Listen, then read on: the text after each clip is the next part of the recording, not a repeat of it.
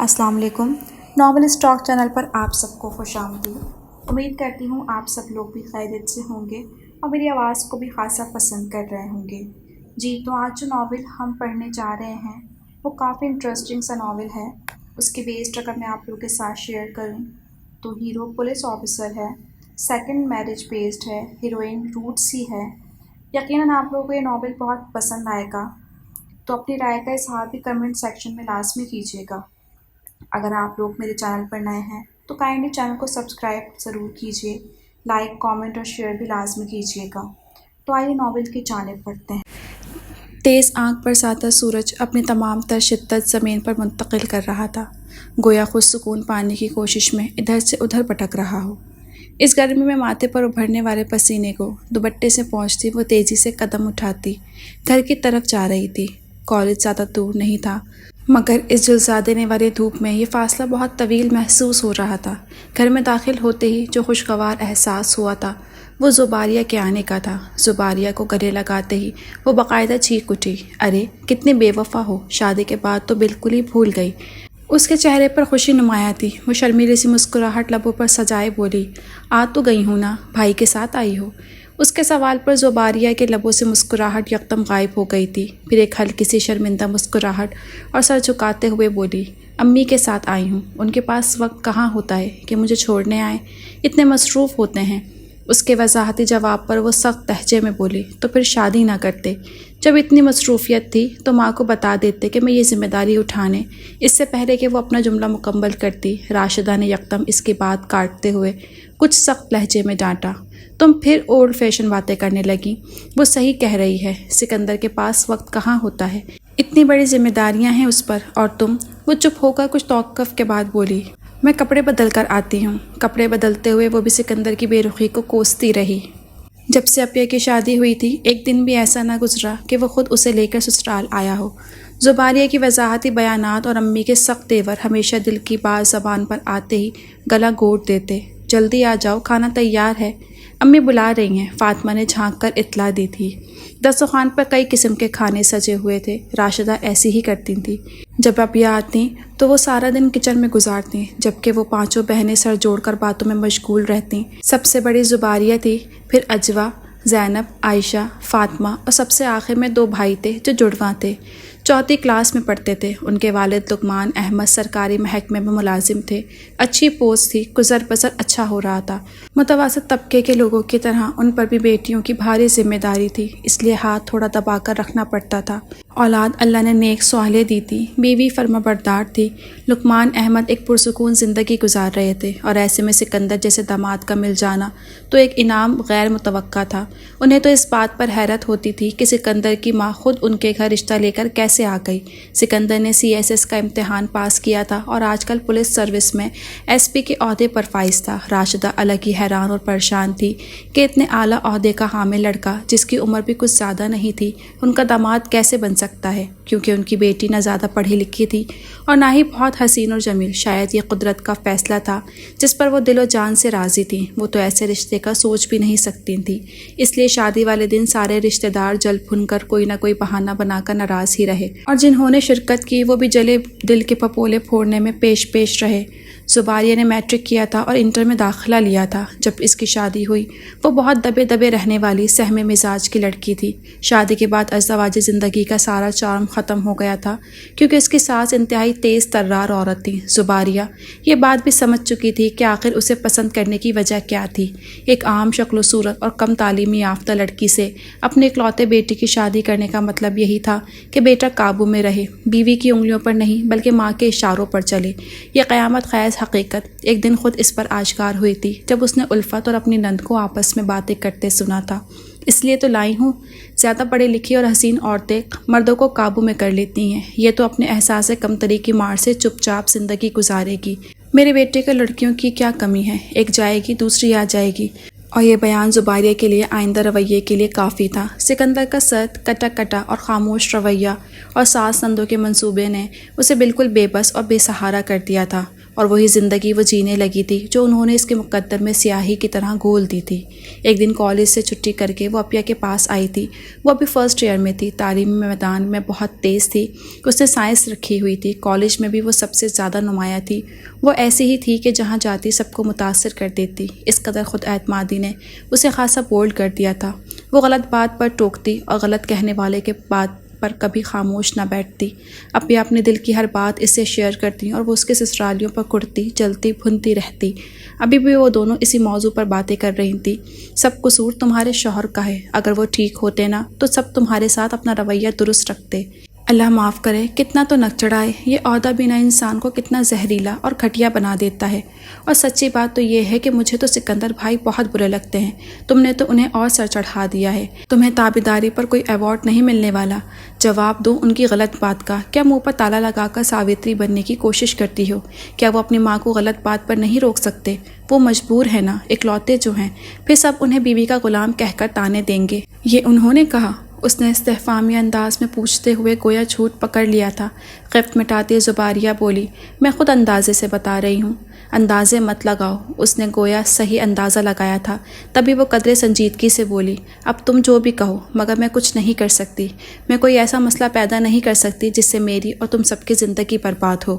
اب تو بس برداشت ہی کرنا ہے۔ وہ پھر قدرے متحمل ہوتی ہوئی بولی، مجھے سکندر سے بہت محبت ہے، میں اس کے لیے سب کچھ برداشت کر سکتی ہوں۔ اس کے لہجے میں چھپی محبت خود بخود آشکار ہو رہی تھی۔ وہ چند لمحے، چند ثانیے اس کی آنکھوں میں دیکھتی رہی، جہاں اس شخص کے لیے محبت کا ایک جہاں آباد تھا، جہاں لٹنے مرنے کی بات تو تھی مگر محبت سے دستبرداری کا سوچ کر فقدان تھا۔ یعنی وہ لیانی زباریہ اس لاپرواہ شخص کی محبت میں دل سمیت جان سمیت فدا تھی، اور اس کے عشق میں ہر کرم اور سچ جھیلنے کو تیار، تو پھر مرنے کے لیے تیار ہو جاؤ۔ عورت تب مرتی ہے جب وہ اپنا دل ایسے شخص کے حوالے کر دیتی ہے جو اس کے وجود، اس کے جذبات، اس کے عشق سے بالکل نابلد ہو۔ یعنی وہ سب کچھ حق کے ساتھ وصول کرے اور اپنے فرائض کی ادائیگی بھی نہ کرے، اور مرد کی یہی خصلت عورت کی موت ہے۔ وہ زباریہ تھی، مرنے کی پوری جی جان سے کوشش کرنے لگی تھی۔ وہ موم کی طرح قطرہ قطرہ پگھل رہی تھی۔ یہ محبت اسے اور زیادہ بزدل بنا رہی تھی۔ شادی کے ابتدائی دنوں میں جب اس نے دیر سے آنے کی وجہ پوچھی تو بے ساختہ بولا تھا، یہ آج تو پوچھ لیا، مگر پھر کبھی تمہاری زبان پر ایسی کوئی بات نہ آئے، میرے معاملات میں دخل اندازی کی تو اس کا نتیجہ بھگتوگی۔ یہ ایک جملہ تو نہیں تھا، صرف الفاظ نہیں تھے، بلکہ یہ تو ایک سنگین دھمکی تھی محبت کو منہ پر مارنے کی، اور اس سنگین غلطی کا نتیجہ پھر اس عورت کے لیے موت ہی تھا۔ چپ چاپ محبت کی مسند پر بیٹھی دل و جان سے اس شخص کی محبت میں ڈوبتی رہی۔ آج جب وہ موبائل پر اجوا سے بات کر رہی تھی تو وہ اسے لتاڑنے لگی۔ کیا ضرورت ہے اس لاپرواہ اور بے مروت کے لیے خود کو رولنے کی؟ وہ اس قابل نہیں کہ تم اس سے محبت کرو، بس صرف زندگی جیو اور سمجھوتا کرو، بلکہ اگر بس میں ہو تو چھوڑ دو اسے، میں تو یہی مشورہ دوں گی۔ وہ سخت قبیدہ خاطر تھی، اس کی بہن تو اس انسان کے لیے جوش لیے بیٹھی تھی۔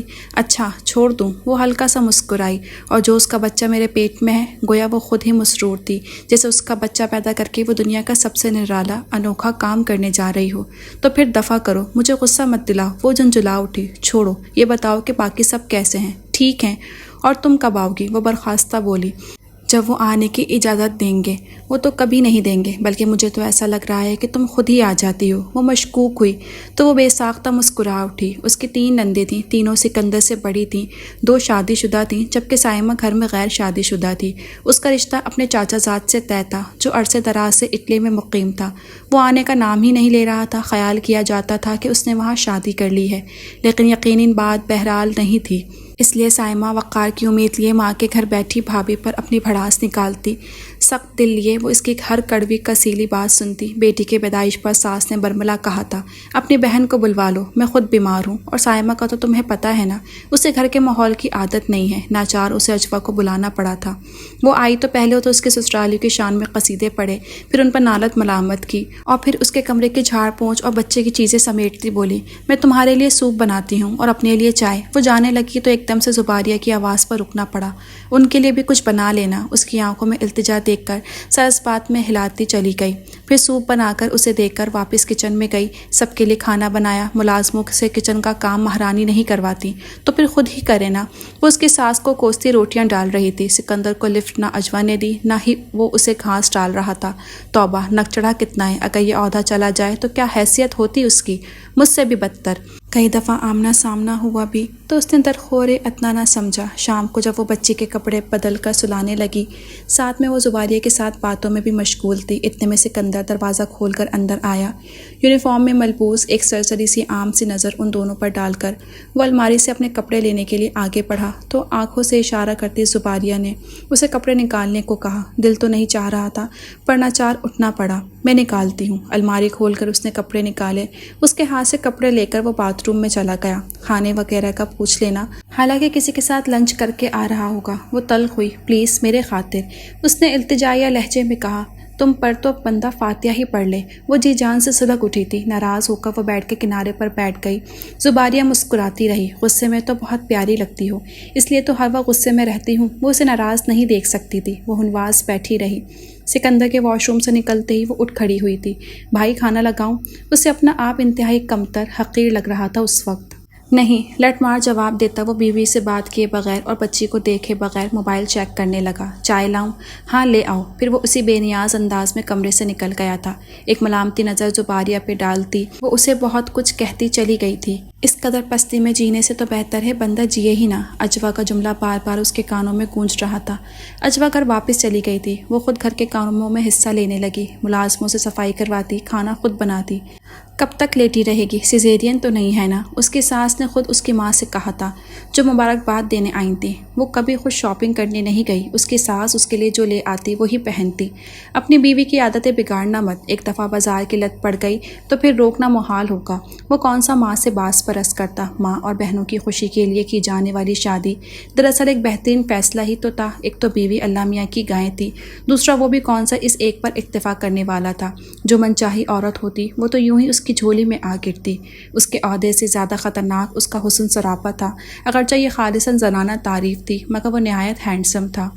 6 فٹ قد، ستواں ناک، کشادہ پیشانی، سفید رنگت، گھنے بال، ایک بھی نقش ایسا نہ تھا جس میں کوئی کمی ہو۔ اپنی خوبصورتی کا اسے بھرپور احساس تھا۔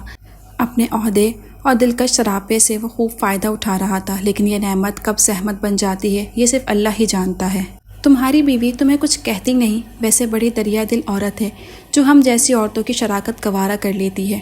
اس کے بستر پر دراز وہ اس کے قربت کو محسوس کرتے ہوئے بڑے خمار آلودہ لہجے میں بولا، اس جیسی بیوی صرف گھر آباد کرنے والی ہوتی ہے، دل آباد کرنے والی تم جیسی ہوتی ہے۔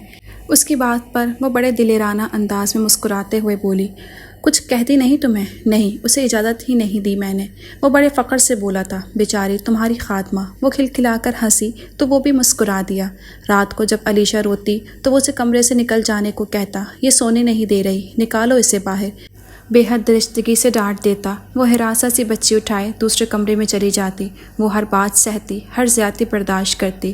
اس مرد کا ساتھ گویا اسے حفظ اقلیم دولت ملنے کے برابر لگتا۔ اسے نہ اس کے عہدے سے غرض تھی نہ دولت سے، وہ تو بس اس کے عشق میں پور پور ڈوب چکی تھی، دن رات محبت کی آگ میں فنا ہو رہی تھی۔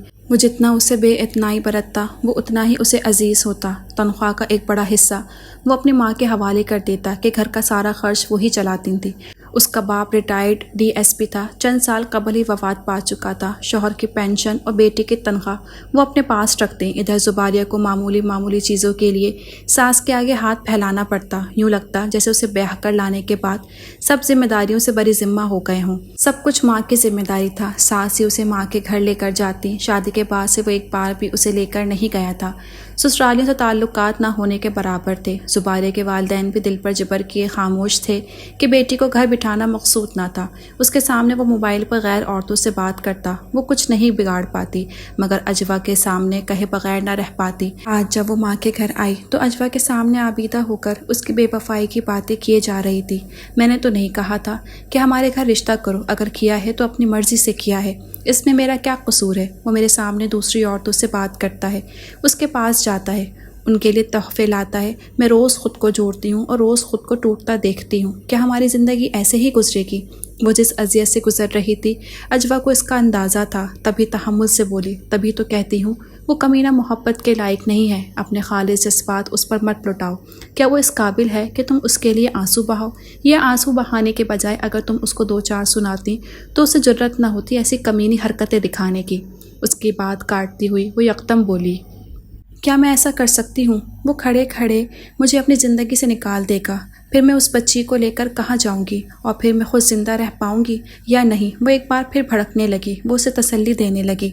وہ جانتی تھی کہ وہ مرد کبھی نہیں سدھرے گا۔ یہ عورت خواہ اس بے درد انسان کے لیے اپنی قیمتی آنسو ضائع کر رہی تھی۔ وہ اس کی محبت میں اندھی ہو کر کسی بات کو سمجھنے کی کوشش ہی نہیں کر رہی تھی۔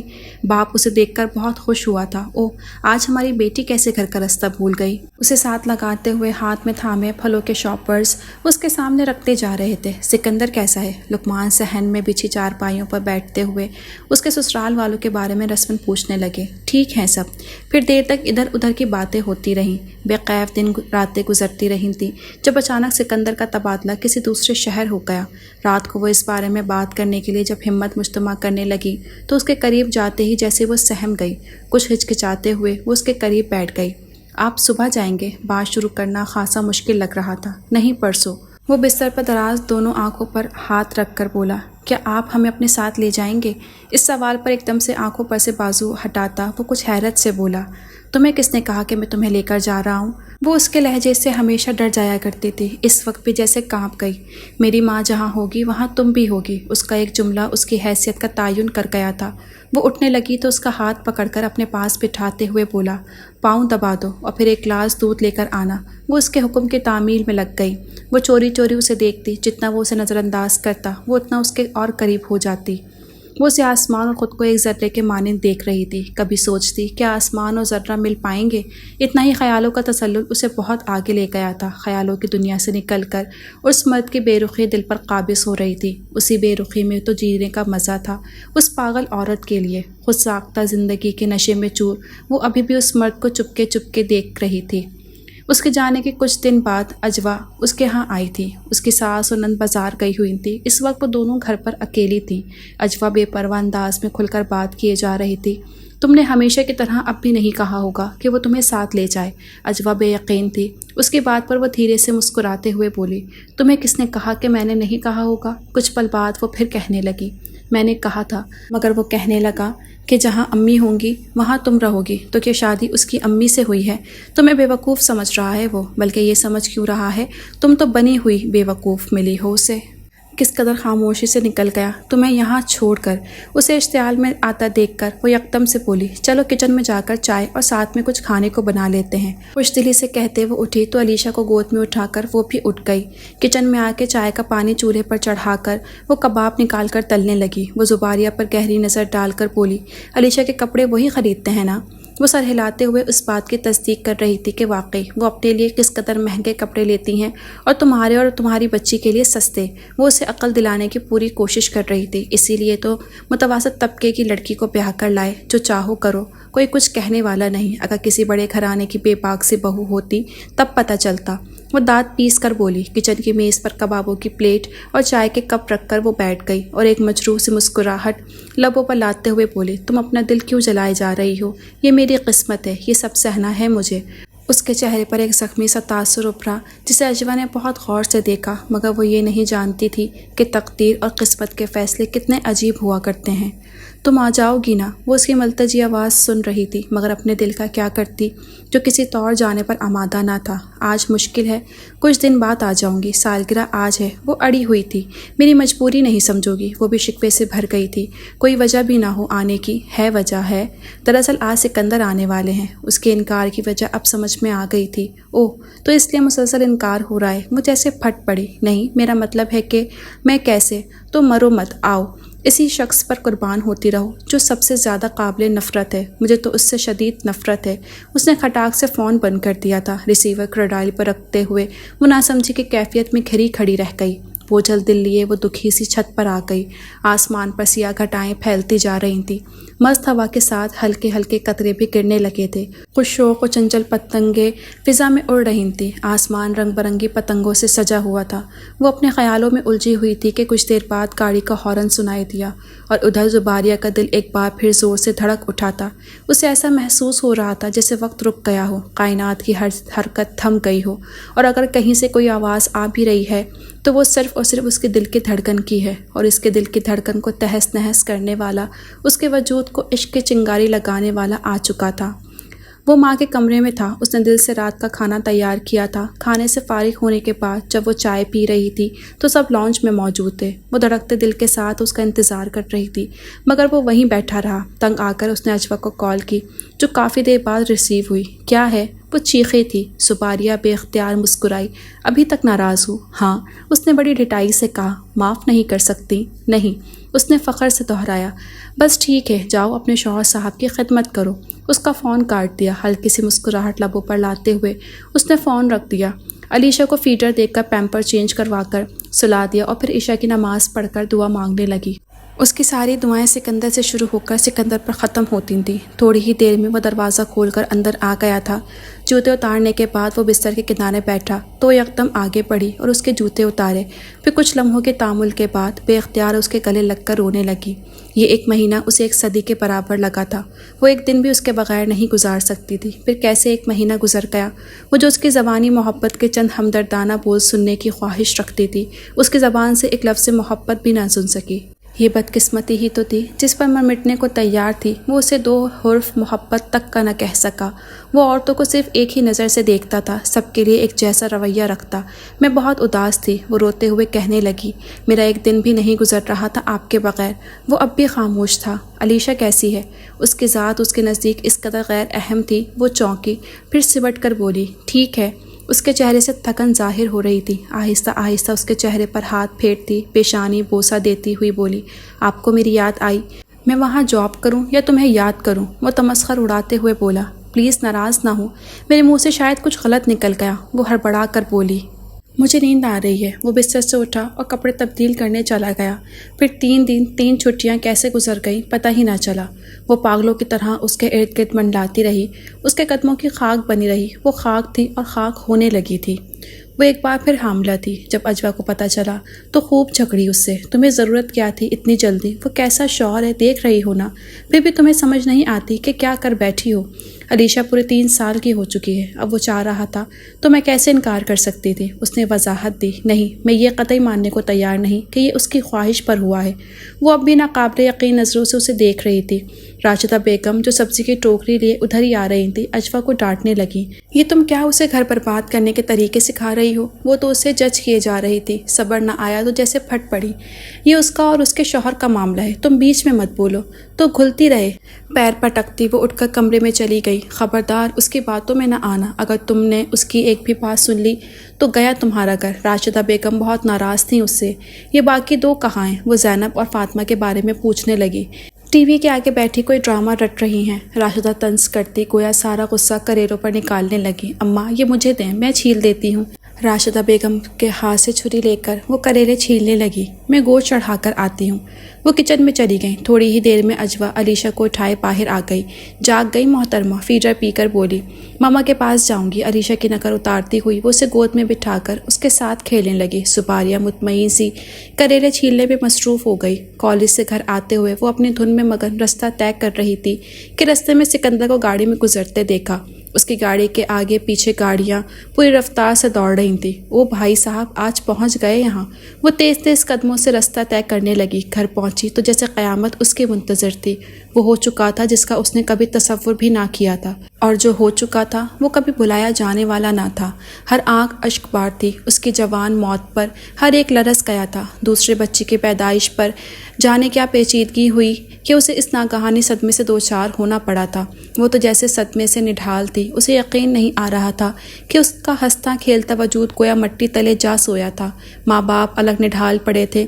علیشا تو بس روتے ہوئے ماں کے پاس جانے کی ضد کیے جا رہی تھی۔ اجوا نے آج تو اس شخص کی آنکھیں بھی نم دیکھی تھی جس نے سب سے زیادہ ناقدری کی تھی اس عورت کی۔ اس وقت تو وہی اسے اس کا قاتل لگ رہا تھا۔ اس کا دل چاہ رہا تھا کہ اس کا گربان پکڑ کر اس کا محاسبہ کرے۔ وہ اسے اس بدروح کے مانند لگ رہا تھا جو اس کی زندہ بہن کو سالم نکل گیا ہو۔ زندگی جیسے جمود کا شکار ہو کر رہ گئی تھی۔ وہ کئی دن تک سختہ سی کیفیت میں رہی تھی، لیکن ماں باپ کے خاطر خود کو سنبھالنا پڑا تھا۔ پھر وہ ماں کو دلاسا دینے والی چٹان بن گئی۔ گزرتے دن رات خود ہی مرہم لگاتے جا رہے تھے۔ دکھ کی آمیزش بھرے دن اس وقت بہت بھاری لگ رہے تھے۔ اب ایک زندگی سے جڑی کہانی تو ٹوٹ گئی تھی، مگر ایک اور زندگی سے جڑنے کی کہانی شروع ہونے والی تھی۔ گھر میں سناٹے بول رہے تھے۔ یہ سناٹے طویل ہوتے اگر الفت نہ آتی اور ان کے اعصاب پر ایک اور بم نہ پھوڑتی، یہ سوچا بھی کیسے انہوں نے؟ جب اس نے سنا تو دنگ رہ گئی تھی۔ لو، اس میں سوچنے کی کیا بات ہے؟ لوگوں نے تو مجھے کہا کہ اپنی بیٹی کی بات کرو، بچوں کو خالہ ماں بن کر پالے گی۔ جنہوں نے مشورہ دیا ہے ان سے کہو کہ وہ اپنی بیٹیاں دیں، میرا سوچیں بھی مت۔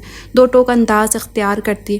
وہ اس موضوع پر کوئی بات سننے پر تیار نہ تھی۔ مسئلہ کیا ہے؟ پڑھائی تمہاری مکمل ہے، پھر بچیوں پر اگر کوئی غیر عورت آ گئی تو ظلم کے پہاڑ توڑ دے گی ان پر مجھے وہ شخص کسی بھی طور قبول نہیں ہے۔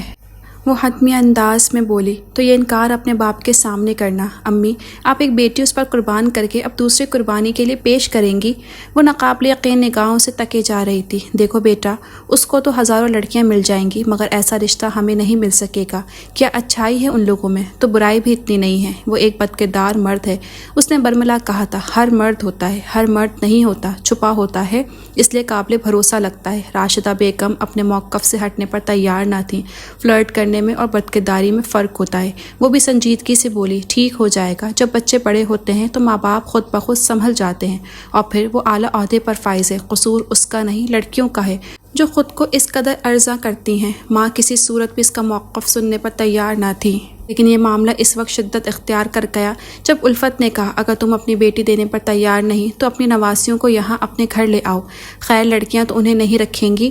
ان کی اس قدر ڈٹائی پر راشدہ بیگم تلملا کر بولی، بہن کچھ وقت سوچنے کے لیے دیں، ہم فیصلہ کر کے، فیصلہ ہمارے حق میں ہونا چاہیے۔ مجھ سے اب بچیاں نہیں سنبھلتی، جلدی کرو، دیر نہ ہو جائے۔ جاتے جاتے بھی وہ دھمکا گئیں۔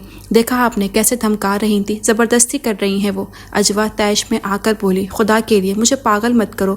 پھر روتے ہوئے بولی، نہ تو تمہیں میرا خیال ہے نہ ان پھول سی بچیوں کا۔ تمہیں اگر اپنی بہنوں کا اور ماں باپ کا خیال ہوتا تو فوراً ہاں کر دیتی، پر تمہارے جیسی خود غرض اولاد تو اللہ دشمن کو بھی نہ دے۔ ماں کوسنے لگی تو دل گرفتہ سی وہ بیٹھتی چلی گئی تھی۔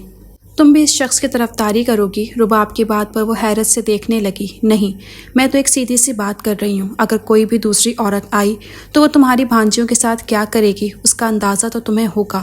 اگر تمہارے ماں باپ ایسا کرنے کو کہہ رہے ہیں تو اس میں برائی بھی نہیں ہے۔ کبھی کبھار ہمیں کچھ فیصلے دوسروں کے خاطر بھی کرنے پڑتے ہیں، باقی تم خود سمجھدار ہو۔ رباب اس کی دوست کو اس کی ماں نے اسے سمجھانے کے لیے بلایا تھا، لیکن فیصلہ اس وقت ہوا تھا جب اس کے باپ نے بغیر اسے پوچھے ہاں کر دی تھی۔ قسمت کی ستم ظرفی ایک بہن گھر سے نکلی تو دوسری ایک جوڑے میں وہاں آئی تھی۔ یہ شادی تو نہ تھی، ایک سودا تھا جو ان بچوں کی خاطر کیا گیا تھا۔ شادی کی پہلی رات جیسا کچھ بھی نہ تھا، وہی کمرہ، وہی لوگ، بالکل عام سا دن، عام سی رات۔ شادی ایسے تو نہیں ہوتی۔ اس کمرے میں زباریہ ہوتی تھی، اور اب وہ اس کے بستر پہ ایک دم سے اس کے اندر کچھ ٹوٹا تھا۔ دل رو رہا تھا پر آنکھیں خشک تھیں۔ اس مرد کی بے وفائی نے تو مارا تھا اسے۔ قسمت کی مار اب کی بار ہمارا مقدر نہیں بنے گی۔ اب ہماری باری ہے سکندر، اب تم تیار ہو جاؤ۔ وہ اندر ہی اندر زہر اتار رہی تھی۔ کھٹکے کی آواز پر بے ساختہ اس نے نظر اٹھا کر دیکھا تھا۔ وہ بڑا کھلا کھلا لگ رہا تھا، کسی اداسی کا شبہ تک نہ تھا اس کے چہرے پر۔ اس کے وجود پر ایک قہرمانی نگاہ ڈال کر وہ 1 مہینے کی بچی کو اٹھا کر بیڈ کے کنارے بیٹھ گئی۔ علیشہ نوڈلز کی فرمائش کرنے لگی تھی۔ وہ علینا کو بیڈ پر لٹا کر علیشہ سے بولی، آؤ میں بنا دوں۔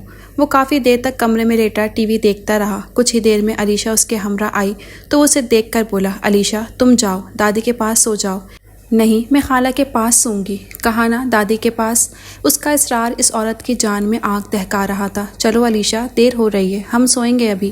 علیشہ کو بیڈ پر لٹا کر وہ خود کنارے پر لیٹ گئی تھی۔ دوسرے کنارے پر لیٹا وہ جیسے ششپنج میں مبتلا کچھ پل حیرانی سے اسے دیکھتا رہا، پھر بغیر کچھ کہے ٹی وی پر نظر جما کر پروگرام دیکھنے کی کوشش کرنے لگا۔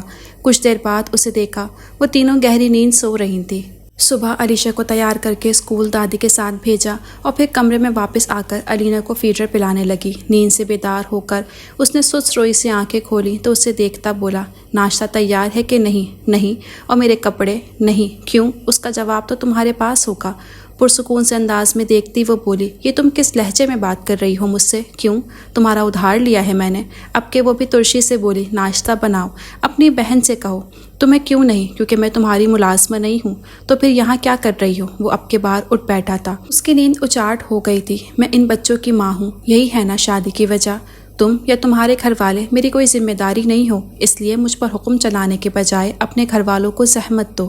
اس کی اس قدر زبان درازی نے تو اس کی آنکھیں کھول دی تھیں۔ سنجیدگی سے بستر سے اترا تو رات کا سارا منصوبہ جیسے بیکار ہو گیا تھا۔ ہاں یہی سمجھ سکتے ہو۔ وہ دھیرے دھیرے قدم اٹھاتا ہوا اس کے مقابل آیا تھا اور پھر اس کی آنکھوں میں آنکھیں ڈال کر بولا، تمہاری بہن نے تو بتایا نہیں تھا کہ میں کیسا ہوں؟ نہیں، تم اتنے اہم نہیں ہو کہ ہر وقت ہر کوئی تمہاری ہی باتیں کرے، اس نے بھی بڑی بے خوفی سے کہا تھا۔ علینا کو فیڈر پلا کر بڑے اطمینان سے لٹا کر وہ اسی مطمئن انداز میں اس کے قریب سے گزرتی ہوئی باہر نکل گئی۔ وہ مرد اس وقت بالکل بت بنا ہوا تھا۔ اس کی پوسٹنگ ان دنوں اسی شہر میں تھی، گارڈز ہر وقت ڈیوٹی پر تعینات رہتے، سرکاری بنگلہ تھا، سیکیورٹی سخت تھی، دفتر قریب تھا، اس لیے اکثر وہ گھر بھی آ جاتا۔ جب وہ لگاتار بہن سے ناشتہ کھانے کی فرمائش کرنے لگا تو وہ بولی، یہ تمہاری بیوی کہاں ہے؟ سائمہ کڑے تیور لیے اس سے پوچھ رہی تھی۔ یہ مہارانی کچھ زیادہ نہیں بن رہی؟ کچن میں ماں کو داخل ہوتے دیکھ کر وہ اب ماں سے مخاطب تھی، جاؤ بول کے آؤ کہ سکندر کے لیے ناشتہ لگائے۔ الفت نے بیٹے کو دیکھ کر حد المقام لہجہ نارمل رکھا تھا۔ کچھ دیر بعد وہ منہ لٹکائے واپس آئی تھی۔ اس کا لہجہ شرمندگی کے مارے سرخ تھا۔ کیا ہوا؟ آئی نہیں وہ؟ کہہ رہی ہیں کہ تم دو نہ بہن ہو اس کی، اور اگر تم یہ ذمہ داری نہیں اٹھا سکتی تو پھر بھائی سے کہو کہ ملازم رکھ دے کھانا بنانے کے لیے۔ اس کی بات پر الفت بیگم بھڑک اٹھی تھی۔ سنا تم نے؟ یہ لڑکی تو مجھے بالکل ٹھیک نہیں لگ رہی، جب سے یہاں آئی ہے کاٹ کھانے کو دوڑ رہی ہے۔ اس کی ماں بھی ناراض لگ رہی تھی۔ کسی نتیجے پر پہنچنے کی کوشش کرتا ہوا پرزور انداز میں قدم اٹھاتا ہوا وہ کمرے میں آیا۔ وہ علینا کو سلائے کسی کتاب میں گم تھی۔ وہ اس کے سر پر کھڑا چند لمحے تک اسے دیکھتا رہا، پھر بولا، آج علیشا کو امی کے کمرے میں سلا دینا، علیشا میرے ساتھ سوئے گی۔ میں نے کہا، وہ سنائی نہیں دیا تمہیں؟ نہیں، کیونکہ نہ میں تم سے بات کرنا چاہتی ہوں، نہ تمہاری کوئی بات سننا چاہوں گی۔ کتاب اس کے ہاتھ سے چھین کر وہ نہایت تلخی سے بولا، اپنی اوقات بھول بیٹھی ہو، یہ مت بھولو کہ تم کیا حیثیت رکھتی ہو۔ ہاں، حیثیت کا تعین تو کیا ہے میں نے، تبھی تو تم سے بات ہی نہیں کرتی۔ ایک گہرا وار کر کے وہ چادر خود پر ڈالتی بات ہی ختم کر چکی تھی۔ آنے والے دنوں میں یہ ثابت ہو چکا تھا کہ وہ کیا ہے اور اس کی حیثیت کیا ہے۔ وہ عورت بہت اچھی طرح سمجھانے لگی تھی۔ وہ تکونی زندگی جی رہی تھی۔ یہ تکون اجوا، علیشا، علینا پر مشتمل تھا، یعنی اس مرد کی تو کوئی حیثیت ہی نہ تھی کہ وہ اس تکون کے حصار تک پہنچ بھی پاتا۔ اس سے اپنا آپ بہت غیر اہم محسوس ہونے لگا تھا۔ وہ جو ہر وقت سراہے جانے کے شوق میں مبتلا تھا، اسے اپنا آپ نظر انداز کیا جانا سخت کھل رہا تھا، یعنی جو کچھ وہ دوسروں کے ساتھ کرتا تھا اب وہی کچھ اس کے ساتھ ہونے لگا تھا۔ وہ لڑکی اسے جھٹلا رہی تھی، یہ ظاہر کر رہی تھی کہ اس کا وجود اس کے لیے نہ ہونے کے برابر ہے۔ اتنا غیر اہم تو کبھی نہیں رہا تھا وہ۔ صبح وہ خود اٹھ کر تیار ہوتا، وہ علیشا کو تیار کرتی، اسے ناشتہ کروا کر اسکول روانہ کر دیتی۔ اس کی ماں اور بہن اس سے بہت نالاں تھیں، اس کا رویہ ان کے ساتھ بھی اچھا نہ تھا۔ لڑکی، میں دیکھ رہی ہوں کہ تم اپنے شوہر کے کھانے پینے، کپڑوں، کسی بھی ضرورت کا خیال نہیں رکھتی، اس لیے تو تمہیں لے کر نہیں آئی تھی کہ تم مہارانیوں کی طرح بیٹھ کر شان سے رہو، وہ بڑے جلے دل سے کہہ رہی تھی، جبکہ وہ بڑے مطمئن انداز میں بولی تھی، پوتیوں کے لیے ہی تو لائی تھی نا آپ مجھے، وہ ذمہ داری میں بہت اچھی طرح نبھا رہی ہوں، اور کیا چاہیے آپ کو؟ دیکھا کیسے جواب دے رہی ہے مجھے۔ وہ تو ہتے سے اکھڑ گئی تھی۔ اس کی بہن تو اس جیسی نہ تھی، وہ تو بہت بااخلاق ملنسار تھی۔ مجھے کیا خبر تھی کہ یہ آفت ہے پوری کی پوری، میری تو توبہ جو اس کو بیاہ کر لے آئی۔ ہاں، اسی نیک پروین کی چاہ میں ہی تو ہمارے گھر آئی تھی، تاکہ دوسری پر بھی اسی طرح کے ظلم کے پہاڑ توڑ کر دوسری سے بھی دنیا پاک کر دیں۔ اس کی اس قدر سچائی پر اپنی بات پر وہ پہلو بدل کر بولی، تو کیا میں نے مارا تھا اسے؟ مجھے کیوں کوس رہی ہو؟ کیا کمی تھی اسے یہاں؟ الفت بھڑکی، اپنے حواس کھوتی جا رہی تھی۔ ہر چیز کی کمی تھی، محبت کی، دوستی کی، رشتوں کی، دولت کی۔ اس کے لیے تو ہر چیز نایاب تھی۔ وہ حقیقت دکھانے پر آئی تو بولتی چلی گئی، آپ سب ٹی وی دیکھنے دیں گے مجھے؟ کچھ جھنجھلائے انداز میں ان کو روک کر وہ چیخا تھا۔ اس کے جاتے ہی ماں اس کے قریب بیٹھ کر بولی، بہت دھوکہ کھایا میں تو سمجھی تھی کہ یہ بھی بہن کی طرح سعادت مند ہوگی، مگر یہ تو پوری پٹاخہ ہے۔ وہ بغیر کچھ کہے نکاحے ٹی وی اسکرین پر جمائے کہیں اور تھا۔ تو آج آپ کو ہماری یاد آ ہی گئی۔ اس کے آنے پر نازنین نے بڑی دلکش مسکراہٹ سے اسے خوش آمدید کہا تھا۔ ہاں، بس کچھ طبیعت ٹھیک نہیں لگ رہی۔ ارے واہ، ایسی حالت میں تو تمہیں اپنی بیگم کے پاس ہونا چاہیے تھا، نہ کہ ہمارے پاس۔ عالی شان کشادہ لاؤنج کے صوفے پر اس کے انتہائی قریب بیٹھی وہ بڑے عاشقانہ انداز میں کہے جا رہی تھی، اگر اس کے پاس ہوتا تو پھر یہاں آتا؟ اس نے قدرے سنجیدگی سے کہا تو وہ مسکراتے ہوئے بولی، یہ بھی پسند نہیں ہے کیا؟ پھر کچھ دیر بعد بولی، اگر یہ بھی پسند نہیں تو پھر ہم سے شادی کیوں نہیں کر لیتے؟ روز کا آنا جانا ختم ہو جائے گا۔ آج جانے کیوں نازنین کی باتیں بھی کچھ خاص بھاری نہ لگ رہی تھی۔ وہ بے دلی سے اٹھا، کیوں اتنی جلدی؟ وہ ہڑبڑا کر اٹھی تھی، میں گھر جاؤں گا، یہ کہتے ہی وہ سیدھا نکلا تھا۔ وہ ایک اڑیل گھوڑے کے مانند سرکش زندگی کے لگام تھامے اپنی مرضی کی دوڑ لگائے ان میں سے ہر ایک کو پیچھے چھوڑنے کی تگودو میں تھی۔ شام کو گرم چائے کا کپ لیے جب وہ لاؤنج میں آئی تو الفت کو سکندر کے پاس بیٹھے دیکھ کر اپنے کمرے میں چلی گئی۔ کافی دیر بعد جب وہ باہر نکلی تو ہنواس وہ دونوں وہیں بیٹھے ٹی وی کے کسی پروگرام پر تبصرہ کر رہے تھے۔ مجھے تم سے کچھ بات کرنی ہے، اس کی بات پر یکدم رخ موڑ کر سکندر نے اسے دیکھا تھا۔ کیا بات ہے؟ اپنی آواز اسے کچھ خود اجنبی لگی تھی۔ تو کہو نا، کیا چھپ کر پٹیاں پڑھانا چاہتی ہو؟ اس کی ساس نے فوراً کہا تھا۔ آپ سے بات نہیں کر رہی میں، نہایت خفگی سے کہتی وہ ایک بار پھر سکندر کی جانب متوجہ ہوئی تھی۔ علیشا کو میں کسی اچھے اسکول میں ڈالنا چاہتی ہوں، یہ اسکول مجھے پسند نہیں ہے۔ اے بی بی کیا کہہ رہی ہو؟ اچھا خاصا تو ہے، لڑکی ذات ہے، کون سا ہم نے اسے کمشنر لگوانا ہے جو مہنگے مہنگے اسکولوں میں پڑھائیں؟ لڑکا تھوڑی ہے جس نے خاندان کو چلانا ہے۔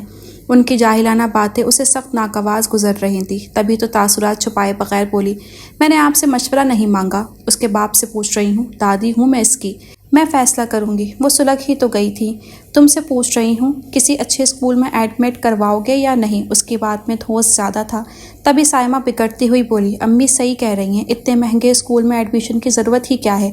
تم سے پوچھ رہی ہوں۔ وہ براہ راست سکندر کی آنکھوں میں دیکھتی بولی، ٹھیک ہے، جو اسکول تمہیں پسند ہے بتا دینا، میں کسی آدمی کو بھیج کر ایڈمیشن کروا دوں گا۔ بیٹے کی بات سن کر ماں اور بہن ہکا بکا رہ گئی تھی۔ اگلے 2 دن کے اندر اندر ایڈمیشن ہو گیا تھا۔ وہ قدرے ریلیکس ہو گئی تھی۔ اگلے کچھ دنوں تک گھر کا ماحول شدید بھوجل رہا تھا۔ اس کی ساس اور نند دونوں بات بے بات اسے سناتی رہیں اور اس کی اوقات یاد دلاتی رہیں۔ میں نے اس لیے کمتر گھر میں رشتہ نہیں کیا تھا کہ تم ہمارے سر پر بیٹھنے کی کوشش کرنے لگو۔ حیا کے دائرے میں وقت گزارو گی تو گھر میں رہنے دوں گی، ورنہ گھر کا دروازہ کھلا ہے۔ شادی شدہ بیٹیاں بھی ماں کے گھر آئی ہوئی تھیں، وہ بھی بھائی کے سامنے بیٹھ کر اس کی برائیاں کر رہی تھیں۔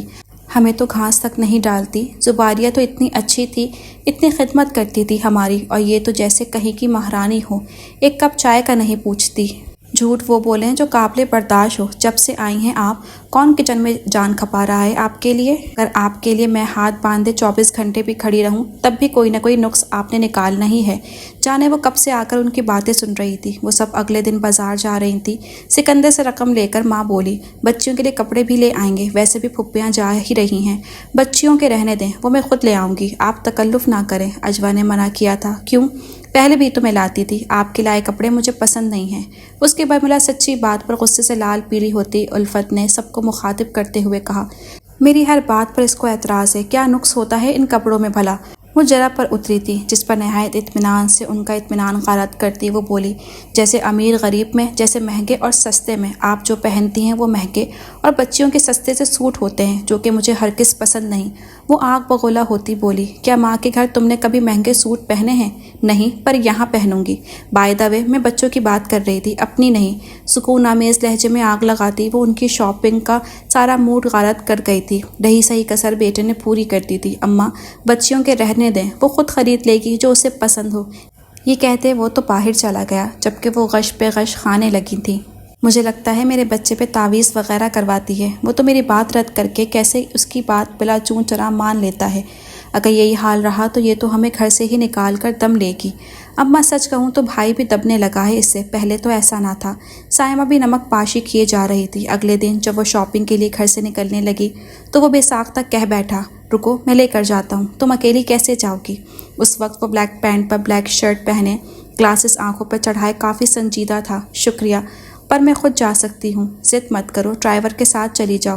وہ ہنواز سنجیدہ تھا، مجھے عادت نہیں، جس طرح اپیا بھی دھکے کھاتی کہیں آتی جاتی تھی، بالکل ویسے میں بھی جا سکتی ہوں۔ ایک سخت جملہ اس کے منہ پر مار کر وہ گیٹ سے نکل گئی تھی۔ میں لعنت بھیجتی ہوں تمہارے عہدے اور تمہاری میراث پر، دل ہی دل میں بڑبڑاتی وہ ٹیکسی میں مارکیٹ چلی گئی تھی۔ یونیفارم وغیرہ خرید کر اگلی صبح سے علیشا نے اسکول جانا شروع کر دیا تھا۔ صبح ناشتے کی ٹیبل پر الفت ایک بار پھر اس کے فیصلے پر ناپسندیدہ رائے کا اظہار کیے جا رہی تھی۔ بچی کو اتنی دور اسکول بھیجنا کتنا مشکل ہوگا، ضرورت ہی کیا تھی کہ اتنے دور کے اسکول میں ڈال دیا، اب کون لے کر جائے گا؟ باپ۔ کچھ ثانیہ بعد قدرے سکون سے بولی، باپ ہے نا، جب پیدا کر سکتا ہے تو لے جا کیوں نہیں سکتا؟ اس کے سکون آمیز جملے میں بھی بھلا کیسی نرمی تھی۔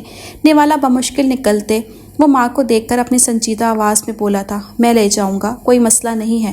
علیشا تیار ہے؟ وہ اجوا پر نظریں جمائے پوچھ رہا تھا۔ ہاں، چلو اٹھو علیشا، اس کا بیگ اور پانی کی بوتل اٹھا کر وہ اس کے ہمراہ باہر پورچ تک آئی۔ گاڑی کے دروازے کے پاس کھڑی وہ سکندر کے باہر آنے کا انتظار کر رہی تھی۔ کچھ دیر میں وہ ماں کو سکتے میں چھوڑ کر باہر آیا تھا۔ وہ اس کے قریب آ کر اس کے پیچھے کھڑا فرنٹ سیٹ کا دروازہ کھولنے کے لیے اس کے بالکل قریب ہوا تھا۔ اس کے سینے سے اس کے کندھے مس ہوئے تھے۔ اچانک مڑنے پر وہ بالکل اس کے سینے سے ٹکرائی تھی۔ رستہ دو۔ نظریں اٹھا کر اس نے بڑے سپاٹ انداز میں کہا تھا۔ بڑی خاموشی سے اس نے ہٹ کر راستہ دیا تھا۔ وہ علیشا کو لے کر اسکول چلا گیا تھا۔ پھر تو جیسے ہی اس کی ڈیوٹی میں شامل ہو گیا تھا وہ اسے خود ہی لے کر جاتا اور واپسی میں ڈرائیور کو بھیج دیتا۔ اسے لگ رہا تھا کہ زندگی جو جمود کا شکار تھی اچانک اس میں روانی آ گئی ہے اور چاشنی در آئی ہے۔ وہ نہیں جانتا تھا کہ وہ کیوں جینے کے مزے سے ہم آہنگ ہونے لگا تھا۔ اگرچہ دلکشی اور عنائی تو پہلے بھی اس کی زندگی کے ساتھی تھی، مگر خوشی اب اس کے بند خانوں میں رچی بسی وہ تھی جو اس نے کبھی محسوس ہی نہیں کی تھی۔ وہ ایک ایسا مرد تھا جسے ہمیشہ ہر عورت نے چاہا تھا۔ اس کی ظاہری جسمانی خوبصورتی اور عہدہ ہمیشہ اس کی چاہت کی اولین وجوہات رہی تھی، مگر اب اسے لگنے لگا تھا کہ جیسے وہ ہے ہی نہیں جسے ہر کوئی سراہتا رہا ہے۔ یہ لڑکی جس طرح اس کی ذات کی نفی کرتی تھی وہ اسے یہ سوچنے پر مجبور کرتا تھا کہ وہ بھی کبھی ریجیکٹ ہو سکتا ہے، مگر بات یہاں ریجیکٹ ہونے کی بھی نہیں تھی۔ کچھ اور تھا جو اسے پگھلا رہا تھا۔ کیا اس عورت کا وجود، کیا وہ چاہتا تھا کہ وہ اسے اپنی قربت دے کر ساری دنیا مٹا دے تاکہ اس کے بے چین وجود کو قرار مل سکے، جو نظر انداز ہونا کسی عورت سے کسی طور بھی برداشت نہ کر پا رہا تھا؟ وہ لڑکی کیا بہت حسین تھی جو اس کے دل کو مستفیض کر رہی تھی؟ ایسا نہیں تھا۔ اس نے بہت حسین لڑکیاں دیکھی تھیں، وہ ان کے سامنے کچھ بھی نہیں تھی۔ 5 فٹ 5 انچ قد، مناسب بدن، گندمی رنگت، بڑی آنکھیں، کتابی چہرہ۔ وہ پرکشش تھی پر اس قدر حسین مرد کے سامنے کچھ بھی نہیں تھی۔ وہ مضطرب رہتا اور اس کیفیت میں گھنٹوں اسی کے بارے میں سوچتا چلا جاتا۔ شاید اس لڑکی نے دور رہ کر اسے سوچنے پر مجبور کر دیا تھا۔ آج اتوار تھا۔ وہ دیر تک سوتا رہا۔ جیسے ہی نیند سے بیدار ہوا تو علیشا کو تیار دیکھا فوراً پوچھ بیٹھا کہ یہ بیگ وغیرہ لے کر کہاں جا رہی ہو؟ علینا کا چھوٹا بیگ تھامے وہ کمرے سے نکل رہی تھی جب اس نے اسے روکا تھا۔ ہم نانو کے گھر جا رہے ہیں، اطلاع دیتی ہوئی نکل گئی تو وہ ایک دم سے بستر سے اترا، بڑی عجلت سے پاؤں میں چپل پہنے باہر آیا، خواب آلودہ سی آنکھیں، قمیض کے کھلے بٹن۔ وہ اس کے سامنے کھڑا تھا۔ کہاں جا رہی ہو؟ امی کے یہاں۔ ایک عام سی نظر اس پر ڈال کر وہ علیشا کا ہاتھ تھامے اور علینا کو گود میں اٹھائے لاؤنج کا دروازہ پار کر کے باہر نکل گئی۔ وہ اس کے پیچھے چلا آیا۔ میں لے کر جاتا ہوں، تھوڑی دیر انتظار کرو، کپڑے بدل کر آتا ہوں۔ نہیں، ہم خود چلے جائیں گے۔ اس کی عزت پر ناگواری کا اظہار چہرے پر لاتے ہوئے وہ بولا، تو پھر ڈرائیور کے ساتھ جاؤ۔ نہیں، اپیا بھی ہمیشہ ٹیکسی استعمال کرتی تھی، میں بھی اس سے اچھی نہیں ہوں کہ گاڑی میں بیٹھ کر سفر کروں، لیکن میری بیٹیاں ٹیکسی میں سفر نہیں کریں گی۔ اچھا؟ وہ طنزیہ مسکراہٹ اڑاتی رکی اور اس کی آنکھوں میں آنکھیں ڈال کر بولی، کیا اپیا علیشا کے ساتھ ٹیکسی پر نہیں جاتی تھی؟ اس کی بات پر وہ لاجواب ہو گیا۔ چلو علیشا۔ وہ پیدل ہی چلی گئی۔ وہ بے دلی سے واپس مڑ گیا تھا۔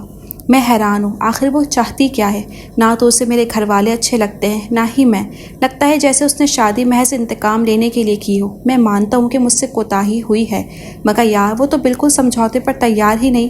وہ حذیفہ کے سامنے دل کی باتیں عیاں کر بیٹھا تھا۔ حذیفہ اس کا بچپن کا دوست تھا۔ ان دونوں کی مثالی دوستی آج تک قائم تھی۔ وہ دونوں اپنی کوئی بھی بات چھپاتے نہیں تھے۔ تمہیں مسئلہ کیا ہے؟ آخر وہ قریب نہیں آتی تو کب تک ایسا کرے گی؟ باہر کیا کم ہے؟ بتاؤ اسے۔ نہیں یار، وہ کچھ عجیب سی ہے، آسانی سے ماننے والی نہیں۔ وہ بہت سنجیدگی سے بولا تھا۔ چھوڑو اسے، آؤ تمہیں آؤٹنگ کرواتا ہوں، پھر دل نشین سے بھی ملواتا ہوں۔ نہیں یار، وقت تو کچھ بھی نہیں۔ کیا اپنی دوسری بیوی کے لیے جوک لینے والے ہو؟ حذیفہ نے مذاق اڑایا۔ دونوں ہاتھ سر کے نیچے رکھے وہ ایک گہری سانس لے کر بولا، فی الحال تو ہوش و حواس میں ہوں۔ حذیفہ اسے تنگ کرنے لگا۔ کچھ ہی دیر میں وہ وہاں سے چلا آیا تھا۔ گھر آ کر پہلی نظر لان میں کھیلتی علیشا پر پڑی تو جسے بے اختیار بھاگ کر وہ اس تک پہنچا تھا۔ اسے گود میں اٹھا کر بولا، ماما کہاں ہیں؟ اندر ہیں، علینا کو سلانے لے گئی ہیں۔ اسے چھوڑ کر وہ سیدھا اپنے کمرے میں آیا تھا۔ وہ بیگ سے چیزیں نکال کر اپنی جگہوں پر رکھ رہی تھی۔ وہ قریب آ کر دونوں ہاتھ سینے پہ باندھے بہت خاموشی سے اس کے مصروف ہاتھوں کو دیکھتا یکدم سے بولا، کس کے ساتھ آئی ہو؟ اکیلی۔ مجھے کال کی ہوتی میں آ جاتا لینے۔ اس کی آنکھیں کچھ لمحے کے لیے جیسے اس کی آنکھوں میں گڑ گئی تھیں، پھر نظریں ہٹا کر اپنے کام میں مصروف ہو گئی۔ پھر نامحسوس انداز میں وہ اس لڑکی کے شکنجے میں جکڑتا چلا گیا۔ ماں الگ ناراض، ان کی ناراضگی بجا بھی تھی۔ وہ لڑکی ان کے ساتھ بھی اپنا رویہ بہتر نہ کر پا رہی تھی، لیکن وہ بھی مجبور تھا۔ وہ بہرحال اس کی بیٹیوں کی بہت اچھی طرح دیکھ بھال کر رہی تھی۔ اس کی ہر بات کو وہ بغیر چوں چرا مانتا چلا جاتا تھا۔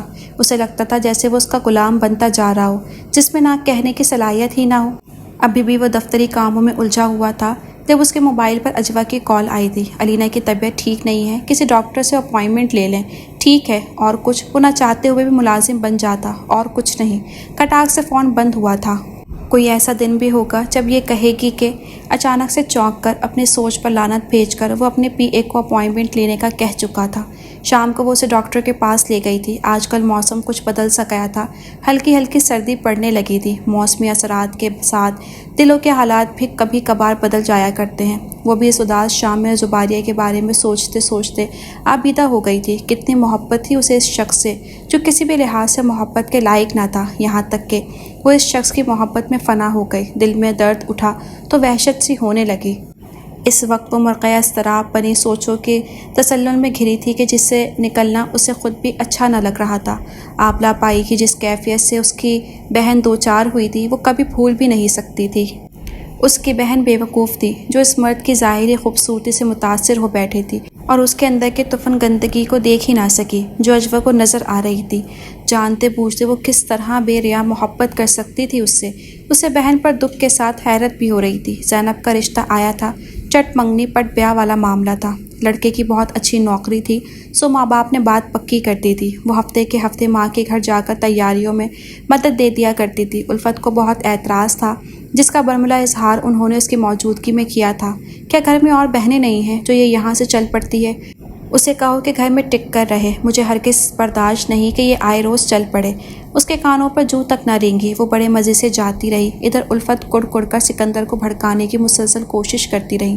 امی، بھائی کو کہنے کی ضرورت نہیں، یہ تو خود ان سے ڈرتے ہیں۔ سائمہ نے طنز کیا تو ماں نے بھی کہا، ہاں مجھے بھی ایسے ہی لگ رہا ہے۔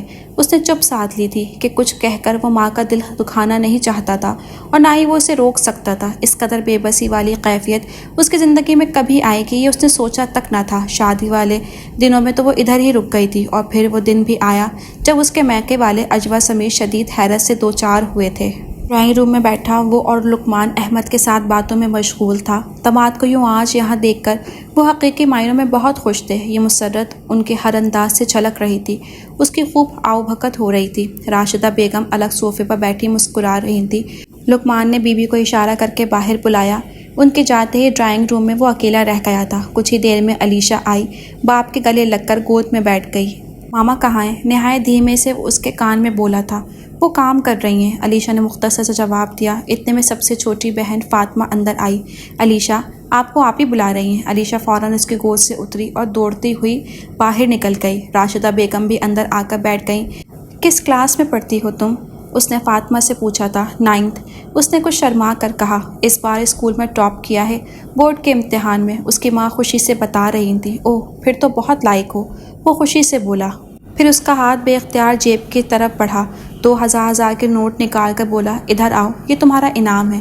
اگلی دفعہ جب ٹاپ کرو گی تو اس سے بھی زیادہ ہوگا۔ راشدہ بیگم ہکا بکا رہ گئی۔ نہیں بیٹا، ایسا مت کرو، تم شرمندہ کر رہے ہو، آؤ نا۔ فاطمہ کو جھجکتے دیکھ کر وہ بولا۔ وہ ماں کی طرف سوالیہ نظروں سے دیکھتی رہی، پھر اجازت ملنے پر فوراً آگے بڑھ کر روپے تھام لیے تھے۔ کچھ ہی دیر میں انہوں نے چائے کے ساتھ بے شمار لوازمات سے میز سجا دی۔ چائے سے فارغ ہونے کے بعد میز صاف ہو گئی تو اتنے میں ایک بار پھر علیشہ اندر آئی۔ ادھر آؤ۔ علیشہ کو اپنے پاس بلا کر وہ ایک بار پھر آہستہ سے بولا، ماما کہاں ہیں؟ وہ علینا کو کپڑے پہنا رہی ہیں۔ میرے کپڑے بھی چینج کر دیے ہیں، جاؤ ماما سے کہو پاپا بلا رہے ہیں۔ ایک بار پھر وہ انتظار کرنے لگا۔ ایسا انتظار تو اس نے کبھی نہ کیا تھا۔ اس وقت جو کیفیت ہو رہی تھی، اس کیفیت سے کبھی اس کا پالا نہ پڑا تھا۔ اس نے تو ہمیشہ دوسروں کو انتظار کروایا تھا، آج خود اس لذت سے آشنا ہو رہا تھا تو معلوم ہوا کہ انتظار کس قدر اذیت ناک ہوتا ہے، جان لیوا ہوتا ہے، جان غسل ہوتا ہے۔ دل کی بے چینی عروج پر تھی جس کا گلا گھونٹنا اس کے بس میں نہ تھا۔ کچھ ہی دیر بعد وہ آ گئی تھی۔ اسے دیکھ کر وہ بے اختیار اٹھا تھا، اسے سلام کیا تھا جس کا جواب بے دہانی میں وہ دے بھی نہ پائی تھی۔ اب اجوا کا انداز بہت اجلت بھرا تھا۔ اپنی جیب سے کچھ رقم نکال کر اس کی طرف بڑھائی تھی۔ یہ اپنی ماں کو دینا، میں کچھ خود خریدنا چاہتا تھا پر وقت نہیں ملا۔ وہ کچھ پل تو رقم کو دیکھتی رہی، پھر بولی، ساری تیاری مکمل ہے، اس کی ضرورت نہیں ہے، یہ میں تمہیں نہیں تمہاری بہن کو شادی کا تحفہ دے رہا ہوں۔ وہ بھی جھجکی تھی، لیکن اتنی رقم میں نہیں لوں گی۔ رقم خاصی بڑی تھی جسے لینے کی غلطی وہ کبھی نہیں کرنے والی تھی۔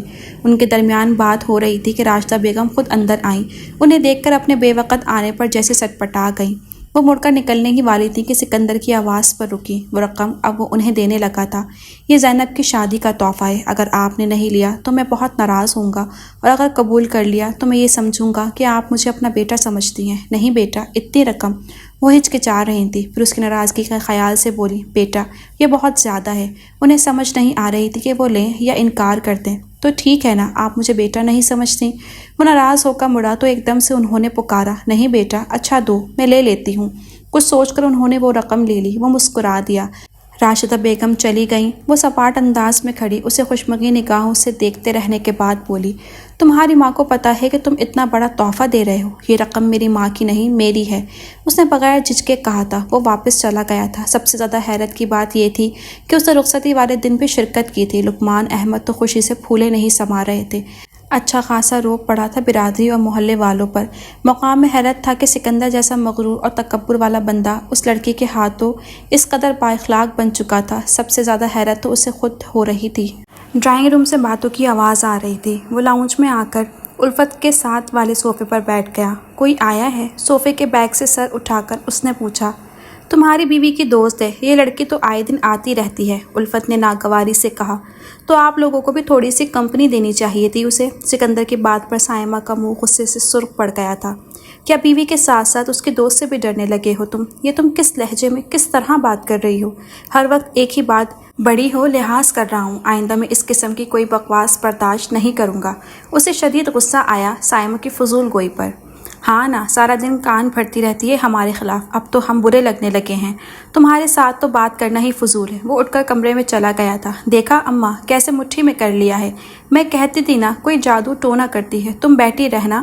بڑا بھروسہ تھا نا اپنے بیٹے پر، اب بھگتو۔ غریب گھر کی لڑکی مٹھی میں رہے گی، دیکھ لیا نتیجہ۔ وہ ماں کو سنا کر دل کی بھڑاس نکالنے لگی۔ الفت سر جھکائے گہری سوچ میں گم ہو گئی تھی۔ یہ تمہاری مرجھائی شکل مجھے بالکل اچھی نہیں لگتی، پہلے کی طرح فریش رہا کرو یار۔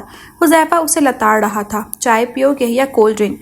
وہ دونوں آفس میں تھے۔ حذیفہ نے آج اس کے دفتر کا رخ کیا تھا۔ چائے۔ حالات کچھ سازگار ہوئے یا نہیں؟ وہ معنی خیزی سے پوچھتا ہنسا تھا۔ کچھ بھی صحیح نہیں ہو رہا ہے یار، میرے گھر والے میرے خلاف ہوتے جا رہے ہیں، ذرا سی بات کا پتنگڑ بنا لیتے ہیں۔ قسم سے آفس کی 1000 ٹینشن آسانی سے سہ لیتا ہوں، پر ان کی بات بالکل ہضم نہیں ہوتی۔ اگر اس کی کسی بات کو درست قرار دوں تو ماں بہن ناراض ہو جاتی ہیں۔ میں اس کی اسی بات کو سپورٹ کرتا ہوں جو صحیح ہو، مگر صحیح بات پر بھی غلط پہلو نکال کر وہ مجھ پر چڑھ دوڑتی ہیں۔ پہلے ایسا نہیں تھا۔ پہلے اس لیے نہیں تھا کہ تم نے کبھی اپنی بیوی کو سپورٹ کیا ہی نہیں تھا۔ سچ کہوں تو تم نہ تو اس کی کوئی بات سنتے تھے نہ دلچسپی لیتے تھے، اس لیے وہ بالکل تمہارے گھر والوں کی تابع ہو گئی تھی۔ تمہارے لیے کوئی مسئلہ مسائل نہیں تھا۔ یہاں بات دوسری ہے، تم بیوی میں دلچسپی بھی لے رہے ہو اور اس کی ہر بات بھی مانتے ہو، یہی چیز انہیں بری لگ رہی ہے۔ جہاں اس کے دوہرے رویے کی بات آ جاتی تھی وہاں وہ موضوع ہی ختم کر دیتا تھا۔ اب بھی اس نے ایسا ہی کیا تھا۔ اس کے ٹرانسفر آرڈر آئے تھے، وہ بہت پریشان تھا۔ اتنی دور جانا اچھا نہیں لگ رہا تھا، ایسا پہلے کبھی نہ ہوا تھا، پر اب کی بار دل اجاڑ سا تھا، جانے کو دل نہیں کر رہا تھا، مگر مجبوری تھی۔ دن قریب آ رہے تھے، وہ اپنی تیاری مکمل کر رہا تھا۔ اب کی بار وہ اکیلا جانا نہیں چاہتا تھا، اس لیے وہ رات کو اس سے بات کرنے کا تہیہ کر کے مناسب موقع کا انتظار کر رہا تھا۔ بچوں کو سلانے کے بعد جب وہ نماز پڑھ کر سونے کے لیے بستر کے قریب آئی تو وہ اس کے قریب آ کر بولا، تم لوگ تیاری کر لو، منڈے کو ہم جائیں گے، سارا سامان تیار کر لو، جو لے کر جانا ہے بعد میں۔ ہم کہاں جا رہے ہیں؟ کچھ نہ سمجھنے والے انداز میں وہ بولی۔ سکون سے کہا تھا اس نے، میرا تبادلہ ہو گیا ہے، تم سب میرے ساتھ چلو گے۔ پر میں تو کہیں نہیں جا رہی، وہ عام سے انداز میں کہہ کر بات ختم کر چکی تھی۔ جہاں میں رہوں گا وہاں تم رہو گی، اس نے تحمل سے کہا تھا۔ نہیں، تمہارے گھر میں یہ قانون نہیں ہے، جہاں تم رہتے ہو وہاں بیوی کے بجائے گرل فرینڈ رہتی ہے تمہارے ساتھ، اب کی بار بھی قانون مت توڑنا۔ وہ غصے سے مڑی تو اس نے بے ساختہ اس کا ہاتھ پکڑ کر اسے اپنی طرف موڑ لیا۔ میں اس وقت کسی بحث کے موڈ میں نہیں ہوں، پلیز سنجیدگی سے بات کرو، میں مذاق نہیں کر رہی، اور میرا جواب تم سن چکے ہو، تم کیوں نہیں جاؤ گی میرے ساتھ؟ اس کے ماتھے پر بلوں کا جال سا بن گیا تھا، کیونکہ تمہاری پہلی بیوی کو بھی یہ حق نہیں ملا تھا۔ وہ اس کے اعصاب کو چٹکھاتی ہوئی بولی اور اسے جھنجھلاہٹ میں چھوڑ کر سو گئی تھی۔ وہ چلا گیا تھا۔ کچھ دنوں تک تو کوئی فون نہیں آیا تھا، صرف ماں سے بات کر لیتا تھا، لیکن آج اس نے کال کر ہی لی تھی۔ بچے کیسے ہیں؟ ٹھیک ہیں، مختصر سا جواب آیا۔ تم کیسی ہو؟ ٹھیک، اگر کوئی ضروری بات نہیں ہے تو میں فون بند کر رہی ہوں۔ علینا رو رہی ہے۔ دوسری طرف سے فون بند ہو چکا تھا، پھر اکثر یہی ہونے لگا تھا۔ وہ فون کرتا، وہ مختصر جواب دے کر فون بند کر دیتی۔ اس مرد کے اوزان خطا ہونے لگے تھے۔ وہ اپنی انا، غیرت، عزت، ہر چیز کو ٹھوکر مار کر اسے روز کال کرتا اور وہ اسے 2 کوڑی کا کر دیتی تھی۔ میں ذلیل ہوں نا جو اسے روز کال کرتا ہوں؟ اگر میں انسان کا بچہ ہوتا تو اس کی شکل بھی نہ دیکھتا۔ ساری بھڑاس حذیفہ پر نکالتا۔ وہ بھڑکا بھڑکا سا رہنے لگا تھا۔ تو مت کر، خود ہی ٹھیک ہو جائے گی۔ کیسے ٹھیک ہوگی بتاؤ مجھے؟ وہ اس پر جھنجھلا کر بولا۔ تم کیوں اتنے پاگل ہو رہے ہو؟ خیریت ہے نا؟ حذیفہ اسے چھیڑنے لگا تھا لیکن وہ کہیں اور ہی تھا۔ آج پھر اس نے مختصر بات کر کے فون بند کر دیا تھا۔ اسے سمجھ نہیں آ رہا تھا کہ وہ بار بار اسے فون کیوں کر رہا ہے۔ اگر وہ بات نہیں کرنا چاہتی تھی تو اسے کیا آفت پڑی تھی کہ اس سے بات کرنے کے لیے مرے جا رہا تھا۔ کمرے میں ٹہلتا، دونوں مٹھیوں کو بیچتا، وہ سوچ سوچ کر تھک چکا تھا۔ نیا گھر، نیا شہر، نئے لوگ، کچھ بھی تو اپنائیت کا احساس نہیں دے رہا تھا۔ 1 مہینہ 3 دن ہو چکے تھے اسے یہاں پر۔ یہ 1 مہینہ 3 دن گویا صدیوں پر محیط لگ رہے تھے۔ وہ دل کو سمجھا کر تھک چکا تھا، پر دل تو بہک رہا تھا، مچل رہا تھا۔ سسکتے اور مچلتے دل کو کسی ہمدرد، کسی غمسار کی ضرورت محسوس ہو رہی تھی، کیونکہ اس کے درد کا درماں کوئی اور نہیں، صرف وہی عورت تھی۔ پاپا آ گئے، پاپا آ گئے۔ علیشا خوشی سے جھومتی ہوئی سکندر کے گلے لگ کر چیخ چیخ کر پورے گھر کو سر پہ اٹھائے ہوئے تھی۔ ماں اس کا ماتھا چوم کر سفر کی تکان کے بارے میں پوچھنے لگی۔ کچن میں علینا کا فیرا گرم پانی میں ابال کر وہ اب علیشا کی فرمائش پر میکرونی بنا رہی تھی۔ الفت نے کچن میں آ کر اسے مخاطب کیا، سکندر کے لیے کھانا لگا دو، وہ صبح سے بھوکا ہے۔ یہ کہتے ہی وہ چلی گئیں۔ اس نے مائکرو ویو میں کھانا گرم کیا، ٹیبل پر لگایا اور خود ہی باہر لاؤنج میں آ کر کہا، کھانا لگا چکی ہوں۔ یہ کہتے ہی وہ ایک بار پھر کچن میں غائب ہو گئی تھی، جبکہ الفت جو بیٹے کو سائمہ کی شادی کی تاریخ طے کیے جانے کی خوشخبری سنا رہی تھی بولی، جاؤ کھانا کھاؤ، بعد میں اس پر بات کریں گے۔ سائمہ کی شادی کی تاریخ طے ہونے پر وہ بھی دل سے خوش ہوا تھا، کم از کم وہ ماں کے سامنے اپنے گھر بار کی ہو جائے گی، یہ اچھا تھا۔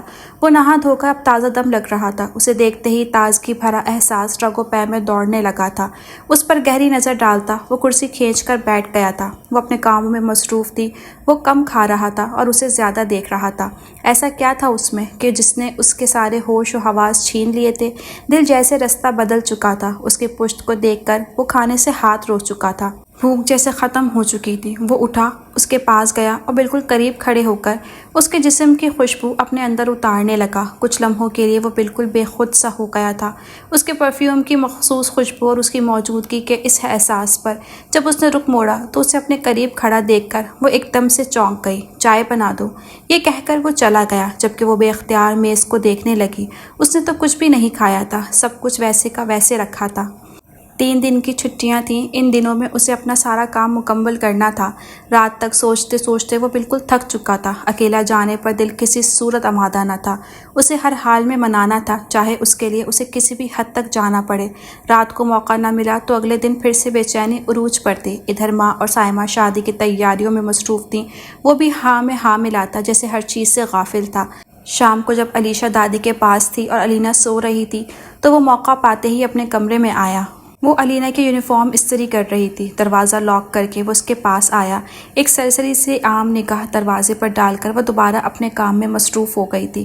تم پیکنگ کر لو، ہم پرسوں جائیں گے۔ ناپسندیدہ موضوع جس سے وہ خود بھی بچنا چاہتا تھا مگر مجبوراً بول پڑا تھا۔ میں تمہیں جواب دے چکی ہوں، عام سا جواب آیا تھا، پر میں تمہیں ضرور لے کر جاؤں گا۔ وہ ضدی ہو گیا۔ ماں کو لے کر جاؤ، انہیں بھی لے جاؤں گا، مگر پہلے تم چلو۔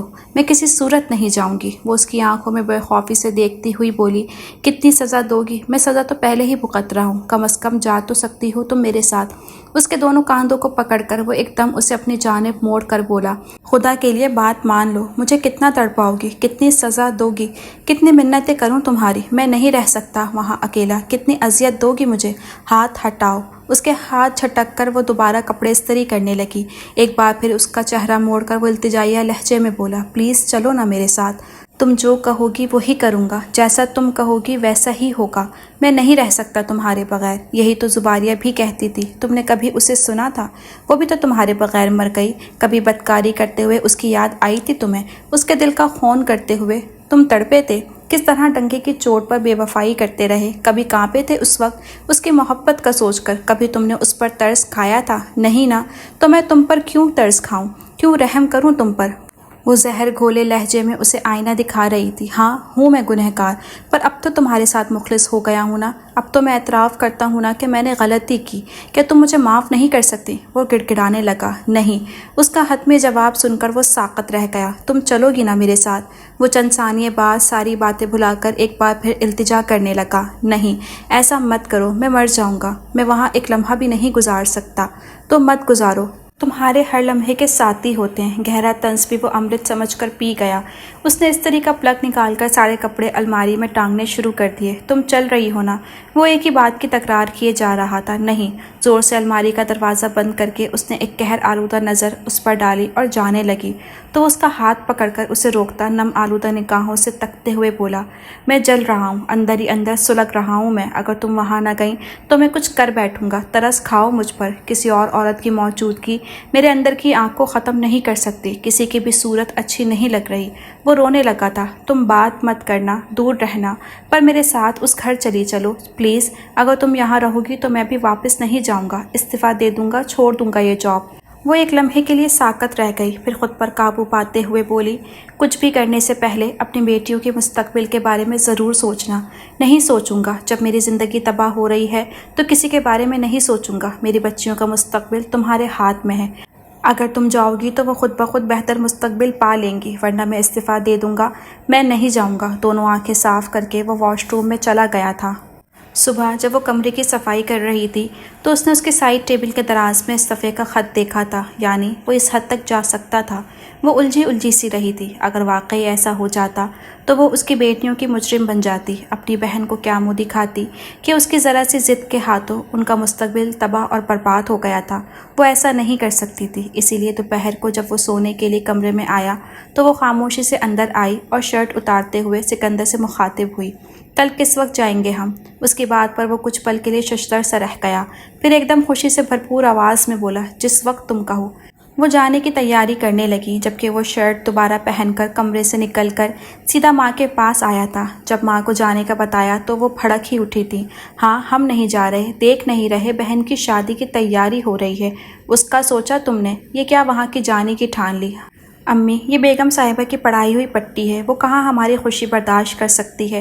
ان شادی والے دنوں میں جانے کی پڑ گئی، پہلے تو جانے کا نام نہیں لیا، اب کیا آفت پڑ گئی؟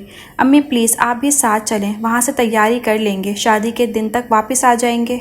ویسے بھی یہ بنگلہ خالی کرنا ہوگا، جو ایس پی یہاں پوسٹنگ پر آیا ہے اس کے لیے کم از کم 1 مہینے کا وقت ہے، تو ہم اپنے گھر شفٹ ہو جائیں گے، لیکن ابھی اتنی دور نہیں جا سکتے، شادی کے بعد آ جاؤں گی، پر ابھی نہیں۔ وہ تو بات ختم کر کے اٹھ گئیں۔ ادھر وہ شش و پنج میں مبتلا واپس کمرے میں آیا تھا، اور پھر آنے والے دنوں میں ان کے شفٹ ہو جانے کے بعد اس کی ماں بہن بھی اپنے گھر شفٹ ہو گئیں اور سرکاری بنگلہ خالی کر دیا گیا تھا۔ گھر کو سجانے میں کافی دن لگے تھے، وہ کافی تھک چکی تھی، کام کے مسلسل دباؤ نے اسے نڈھال سا کر دیا تھا۔ اگرچہ ملازم تھے مگر زیادہ تر اندرونی کام وہی کرتی تھی۔ سارے لان کی کٹائی چھٹائی کروا کے اس نے نئے موسمی پھول لگوائے تھے۔ علیشہ کو اسی اسکول کی برانچ میں داخلہ دلوا دیا گیا تھا۔ پرسکون ماحول اور پرسکون دن تھے جو بسر ہو رہے تھے۔ وہ اپنے گھر والوں سے دور آ کر ہر دوسرے تیسرے روز بات کرتی۔ یہاں آتے ہی جو پہلا کام اس نے کیا وہ یہ تھا کہ سکندر کا کمرہ الگ سیٹ کیا اور خود بچوں کے ساتھ دوسرے کمرے میں سوتی تھی۔ اس مرد کو یہ بھی گوارا تھا، وہ اس بات پر خوش تھا کہ وہ اس کے ساتھ آئی تھی۔ چھٹی والے دن وہ گھر پر ہی ہوتا تھا، کہیں باہر نہیں جاتا تھا۔ علیشہ اور علینا کے ساتھ کھیلتا، باتیں کرتا۔ آج بھی چھٹی کا دن تھا۔ وہ خلاف معمول جلدی اٹھا تھا۔ وہ بچوں کو ناشتہ کروا رہی تھی۔ گڈ مارننگ پاپا، علیشہ نے چہک کر کہا تھا۔ اس کی بات کا جواب دیتے ہوئے وہ کرسی گھسیٹ کر بیٹھا اور بولا، میں صرف جوس لوں گا، وہ بھی ایپل کا۔ علینا کو ابلے انڈے کھلا کر وہ اس کے لیے ایپل جوس لے آئی تھی۔ گلاس میز پر رکھا اور خود اپنا چائے کا کپ اٹھا کر علینا کی انگلی تھامے لاؤنج میں چلی گئی۔ وہ دھیرے دھیرے مسکراتے ہوئے جوس پینے لگا تھا۔ اس کی ہر ادا، ہر بات پر وہ مرتا تھا۔ اس کی بے رخی اسے چند قدم اور قریب کر دیتی تھی۔ وہ اس کی محبت میں ڈوبتا جا رہا تھا اور اسے مزہ آنے لگا تھا۔ ایسا کبھی محسوس نہیں کیا تھا جو اب وہ کر رہا تھا۔ وہ عورت اس کے تکبر اور غرور کا سارا نشہ توڑ مروڑ کر اتارے گی، اس کے گمان میں بھی نہ تھا۔ وہ خود کو بے خودی میں بدل دے گی، یقین نہ تھا۔ ماں کے ساتھ بات کر کے وہ ہمیشہ کچھ دنوں کے لیے بوجھل سی ہو جاتی۔ وہ اب بھی اس کے ساتھ بات کر رہی تھی، مگر ذہن بہت پیچھے جا چکا تھا، جہاں وہ اور زباریہ اپنے گھر والوں کے ساتھ محبت بھری، خوشیوں بھری زندگی گزار رہے تھے۔ کتنا سکون تھا ان کی زندگی میں، اور یہ سارا سکون اس شخص نے درہم برہم کر دیا تھا۔ عائشہ کی بات پکی کر دی میں نے، بہت اچھے لوگ ہیں، تمہارے ابا کو بہت پسند آئے ہیں، ماں خوشی خوشی فون پر بتا رہی تھی۔ پر امی، وہ تو ابھی چھوٹی ہے، اس نے احتجاج کیا تھا۔ کہاں چھوٹی ہے، 3rd ایئر میں پڑھتی ہے، بس سال بھر کی تو بات ہے، پڑھائی ختم ہو جائے گی۔ ماں تو ہتھیلی پر سرسوں جمانے کو تیار بیٹھی تھی۔ پڑھائی سے پہلے شادی نہیں کرنی، اس نے کمزور سا اعتراض کیا تھا۔ ٹھیک ہے، بس ابھی صرف بات پکی کی ہے۔ ماں کی خوشی محسوس کر کے اس نے زیادہ اعتراض نہ کیا۔ وہ کچھ دنوں کے لیے سائمہ کی شادی میں گئے تھے۔ سکندر نے بھائیوں والے تمام فرائض ادا کرتے ہوئے بہت دھوم دھام سے سائمہ کو رخصت کیا تھا۔ اس کے میکے والے بھی آئے تھے۔ اجوا کی ماں نے سونے کی چین تحفے میں دے کر ایک طرح سے سکندر کے تحفے کا بدلہ اتارا تھا۔ وہ ایک خوددار بیٹی کی ماں تھی، یہ سوچ کر وہ مسکرایا تھا، جبکہ الفت تو کچھ پل کے لیے خاموش سی رہ گئی تھی۔ صرف اتنا کہنے پر اتفاق کیا تھا، اس کی کیا ضرورت تھی؟ نند کی شادی میں اس نے بھی روایتی بھابھیوں کی طرح اپنے تمام فرائض نبھائے تھے۔ اس کی ساس خوش نظر آ رہی تھی۔ پوری شادی میں سکندر کی نظروں کا مرکز اجوا ہی رہی۔ حذیفہ اس کا خوب مذاق اڑا رہا تھا۔ یار، مجھے یقین نہیں آ رہا تم اپنی بیوی کے لیے مجنوں بن گئے ہو۔ کیسے تمہاری نظریں بھٹک رہی ہیں جیسے صدیوں سے دیکھا نہ ہو۔ یار، انبلیویبل۔ رخصتی کے بعد وہ میرج ہال سے ضروری کام نپٹا کر گھر واپس آیا تھا۔ سارا گھر بکھرا پڑا تھا، ملازمین صفائیاں کر رہے تھے۔ وہ سیدھا اپنے کمرے میں آیا۔ کل چلیں گے، ساری تیاری مکمل رکھنا۔ اتنی جلدی تو ممکن نہیں ہے، پرسوں چلے جائیں گے۔ اجوا نے کہا، چھٹی نہیں مل رہی، میں امی سے بات کر کے آتا ہوں۔ اسے ٹال کر وہ ماں کے پاس آیا تھا۔ کل جا رہی ہیں نا آپ؟ ایسے کیسے؟ ابھی تو امی پلیز، چھٹی نہیں مل رہی۔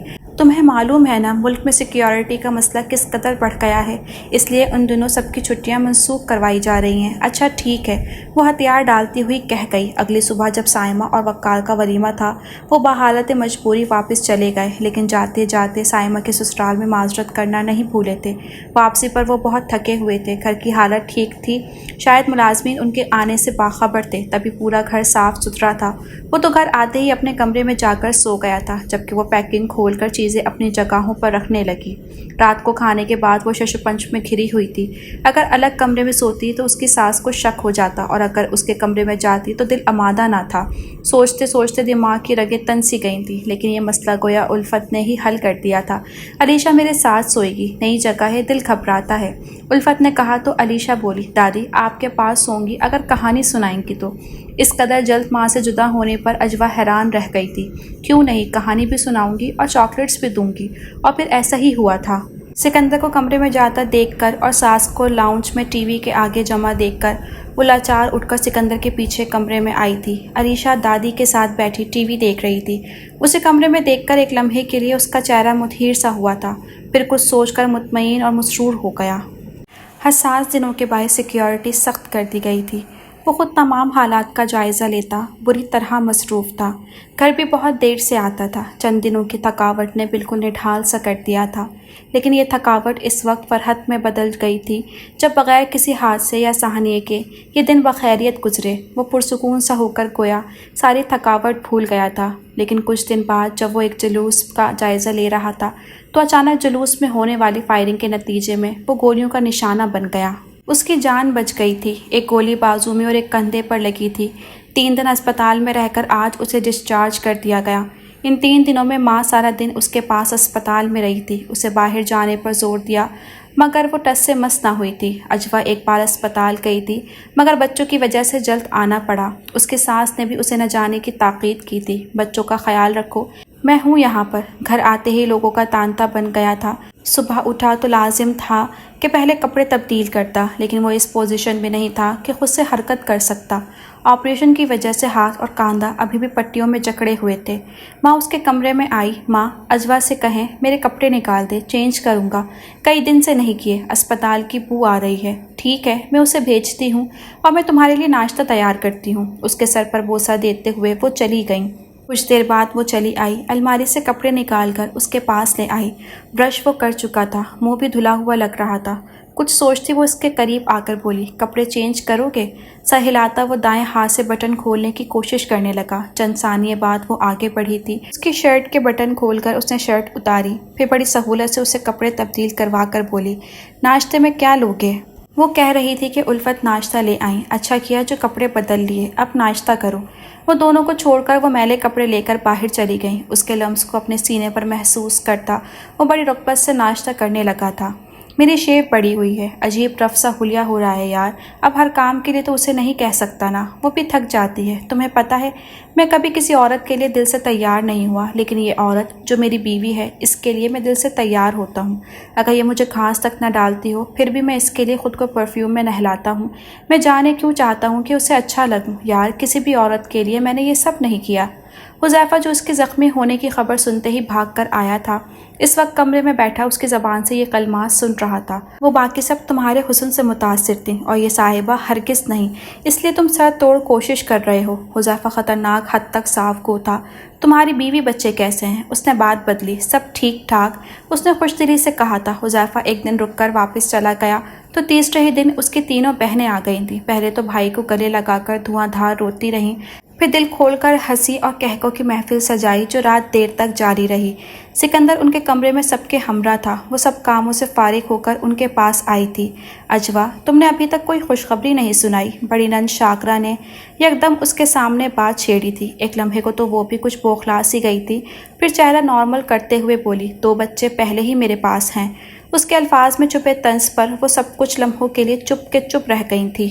باقاعدگی سے اس کے زخموں پر مرہم لگاتی اور ایسا کرتے وقت ہرگز بھی کسی قسم کے تاثرات اس کے چہرے سے عیاں نہ ہوتے تھے۔ اس وقت بھی جب بچے آپس میں کھیل رہے تھے، بہنیں اور اماں لاؤنج میں بیٹھی ٹی وی سے لطف اندوز ہو رہی تھیں، وہ اس کے زخموں پر مرہم لگانے بیڈ کے کنارے بیٹھی تھی۔ احتیاط سے اس کی شرٹ اتار کر زخمی کندھے پر مرہم لگانے لگی۔ اب زخم کافی حد تک ٹھیک ہو چکے تھے۔ وہ اس کے بہت قریب بیٹھی تھی۔ وہ اس کے قرب میں سرشار سے ایک سوال کر بیٹھا، اگر میں مر جاتا تو تم تو خوش ہوتی نا؟ اسے خاموش پا کر ایک بار پھر وہ جملہ دہراتا اس کے چہرے پہ کچھ تلاشنے لگا۔ تم کیوں؟ تم خاموشی سے کام کرنے دو کہ کیوں؟ کیا غلط کہا میں نے؟ تمہارے ساتھ کیا دشمنی ہے میری؟ اب کے براہ راست اس کی آنکھوں میں آنکھیں ڈالے اس کا سارا سکون درہم برہم کر چکی تھی۔ میرے بچوں کی پرواہ ہے اور میری؟ اس کے بازو پر مرہم لگا کر وہ اٹھی تو جیسے زندگی اس کے قریب سے اٹھ گئی۔ کس قدر بد نصیب ہوں کہ اتنے قریب رہ کر بھی میں اس سے کتنا دور ہوں، دل میں کہتا وہ سر بیڈ کے کنارے ٹکا چکا تھا۔ اس کی بہنیں چلی گئی تھیں، گہما گہمی ختم ہو گئی تھی، وہ اب تقریباً ٹھیک ہو چکا تھا اور پھر سے ڈیوٹی جوائن کر چکا تھا۔ ایک بار پھر پرانی جگہ پر زندگی چل پڑی تھی۔ رات کو دیر تک اسے اپنے کمرے میں نہ پا کر وہ باہر چلا آیا۔ وہ لان میں اندھیرے میں بیٹھی جانے کن خیالوں میں گم تھی۔ ملازم کو بھیج کر اسے کمرے میں بلایا تھا۔ باہر سردی تھی۔ حیرت اس بات پر تھی کہ اتنی سخت سردی میں وہ باہر گئی کر کیا رہی تھی۔ کچھ دیر بعد وہ کمرے میں آئی، اسے غور سے دیکھا، وہ شاید روتی رہی تھی۔ اس کی متورم آنکھیں کسی پریشانی کی گواہ تھیں۔ وہ ہیٹر تیز کرتا اس کے پاس آیا۔ تم باہر کیا کر رہی تھی؟ کتنی سخت سردی ہے، اندازہ ہے تمہیں؟ تو کیا ہوتا؟ ہاں کیا ہوتا؟ سردی تم سے زیادہ خوفناک تو نہیں، تم سے زیادہ بھیانک تو نہیں؟ کیا مطلب؟ وہ تو جیسے اچھل ہی پڑا تھا۔ اس کا لہجہ اور انداز بہت خراب لگ رہا تھا۔ تم کتنے مکروا ہو، کتنے گندے ہو، بتا دو آج وہ سب جو تم کرتے رہے ہو۔ وہ اس کا گربان پکڑے چیخ پڑی تھی۔ کیا کہہ رہی ہو تم؟ وہ بہت الجھا ہوا تھا۔ تم بد کردار ہو، پتہ تھا مجھے، مگر اس حد تک کہ چاچا زاد بہن تک کو نہیں چھوڑا۔ اس کی آنکھوں کی بے یقینی اور الفاظ نے اس کے چہرے کی رنگت ہی اڑا دی تھی۔ وہ مختلف حواس میں کچھ بول ہی نہ پایا تھا۔ بالکل ڈر نہیں لگا تمہیں؟ ذرا احساس نہیں جاگا؟ ذرا نہیں ڈرے تو بولو؟ وہ رونے لگی، وہ اپنے ہوش کھونے لگا۔ کتنی مشکلوں سے تو وہ اس کے تھوڑا قریب ہوئی تھی اور اب ایک بار پھر وہ دور ہونے والی تھی۔ کس نے کہا تم سے؟ اس کی آواز لرز رہی تھی۔ اسی نے جس کے ساتھ تم نے منہ کالا کیا۔ ایک ایک لفظ پر زور دیتی وہ چیخ رہی تھی۔ کیا وہ یہاں آئی تھی؟ وہ شدید حیران تھا۔ ہاں اس نے بتایا ہے مجھے۔ تو اس نے یہ نہیں بتایا کہ یہ سب اس کی مرضی سے ہوا؟ جھوٹ مت بولو۔ ہاں صرف میں ہی جھوٹ بولتا ہوں، باقی سب سچے ہیں۔ وہ خود آئی تھی میرے پاس، اس نے اپنی رضامندی سے خود کو میرے حوالے کیا تھا۔ تمہیں میں خطا کار نظر آتا ہوں، مگر ان میں سے ایک بھی بری نہیں لگتی جو اپنی مرضی سے میری جھولی میں گرتی رہی ہیں۔ میں نے کبھی کسی کے ساتھ زبردستی نہیں کی۔ اگر میں اتنا کمینہ ہوں تو آج تم میرے نکاح میں ہو۔ کیا میں نے پچھلے 3 سال سے تمہیں ہاتھ لگایا؟ بولو، کیا میں نے تمہیں چھوا؟ تمہاری مرضی کے بغیر تمہیں ہاتھ تک لگانے کی کوشش کی؟ تمہارے ساتھ زبردستی بھی کر سکتا تھا۔ کیا میں نے ایسا کیا؟ بولو۔ یہ سب جہاں خوبصورت اور ہینڈسم مرد دیکھتی ہیں وہاں مچھلیوں کی طرح پھسلتی ہیں۔ میں یہ نہیں کہتا کہ سب لڑکیاں بری ہیں، مگر جس طرح میرے جیسے کمینے مرد ہیں بالکل اسی طرح ان جیسی عورتیں بھی ہیں۔ تم ہر بار میرا استحساب کرنے لگتی ہو۔ میں قسم کھانے کو تیار ہوں، وہ خود آئی تھی میرے پاس، وہ پہلی لڑکی تھی جس نے مجھے یہ احساس دلایا کہ میں چاہے جانے کے قابل ہوں۔ اس نے خود کو خود ہی میرے سامنے بے مول کر دیا تھا۔ اب اس کی ضلالت دیکھو کہ خود اپنی عزت کی دھجیاں اڑا رہی ہے۔ وہ غصے اور نفرت کی انتہا پر تھا۔ میں تمہاری کوئی بات نہیں سنوں گی، میں اب تمہارے ساتھ ایک پل بھی نہیں رہ سکتی۔ وہ تو جیسے بم اس کے اعصاب پر پھوڑ گئی تھی۔ کیا کہہ رہی ہو؟ پاگل ہو گئی ہو؟ اس کے ہٹلیلے انداز پر تو وہ لرز گیا تھا۔ میں تمہارے ساتھ ہرگز نہیں رہوں گی۔ اسے دھکا دیتی وہ اپنا بیگ لے کر الماری سے کپڑے نکالنے لگی۔ ایسا کیسے کر سکتی ہو تم؟ وہ کھینچ کر اسے روکنے لگا۔ مجھے کوئی نہیں روک سکتا، وہ چلائی۔ تم جیسے بد کردار کے ساتھ میں ایک پل نہیں رہ سکتی۔ وہ شدت سے روتی بلکنے لگی۔ اسے روتے دیکھ کر وہ خود پر سے سارا کنٹرول کھوتا جا رہا تھا۔ میں مر جاؤں گا اگر تم نے مجھے چھوڑا تو میں مر جاؤں گا۔ تو مر جاؤ، سختی سے کہتی وہ چیخ پڑی۔ پلیز مت کرو۔ پچھلے 3 سال سے میں کسی عورت کے قریب نہیں گیا۔ ہر عورت ہیچ لگتی ہے تمہارے سامنے۔ میں قسم کھاتا ہوں میں نے ان 3 سالوں میں کسی عورت کو نہیں چھوا۔ ہاں میں گنہگار ہوں، مگر اب میں یہ گناہ ترک کر چکا ہوں۔ یقین کرو میں جھوٹ نہیں بول رہا۔ نہیں ہے مجھے تمہاری کسی بات کا یقین۔ وہ آنسو صاف کرتی ایک بار پھر بیگ میں کپڑے ڈالنے کے لیے الماری کھولنے لگی۔ تم کسی سے بھی پوچھ لو، تحقیق کروا لو، میں قسم کھا کر کہتا ہوں کہ تم سے شادی کے بعد میں کسی عورت کے قریب نہیں گیا۔ وہ اسے اپنے فیصلے سے پیچھے نہ ہٹتا دیکھ کر رونے لگا۔ اگر تم گئی تو میں سب کچھ تہس نہس کر دوں گا۔ تم نہیں ہوگی تو اس اعلیٰ عہدے سے بھی جان چھڑوا لوں گا، سب کچھ چھوڑ دوں گا۔ وہ اس سے پہلے تو میں فاخرہ کا خون کروں گا۔ اس نے میری زندگی تباہ کر دی، ہر چیز کو آگ لگا دوں گا میں۔ میرے پاس کچھ نہیں رہنا چاہیے، سب کچھ تباہ اور برباد کر کے رکھ دوں گا۔ وہ شدت سے رونے لگا۔ وہ کپڑے بیگ میں رکھنے لگی۔ اسے تیاری کرتا دیکھ کر وہ منت سماجت پر اتر آیا تھا۔ تم سب کی باتوں پر یقین کرتی ہو، صرف میرا نہیں کرتی۔ یہ کیسا انصاف ہے؟ میری بات پر یقین کرو۔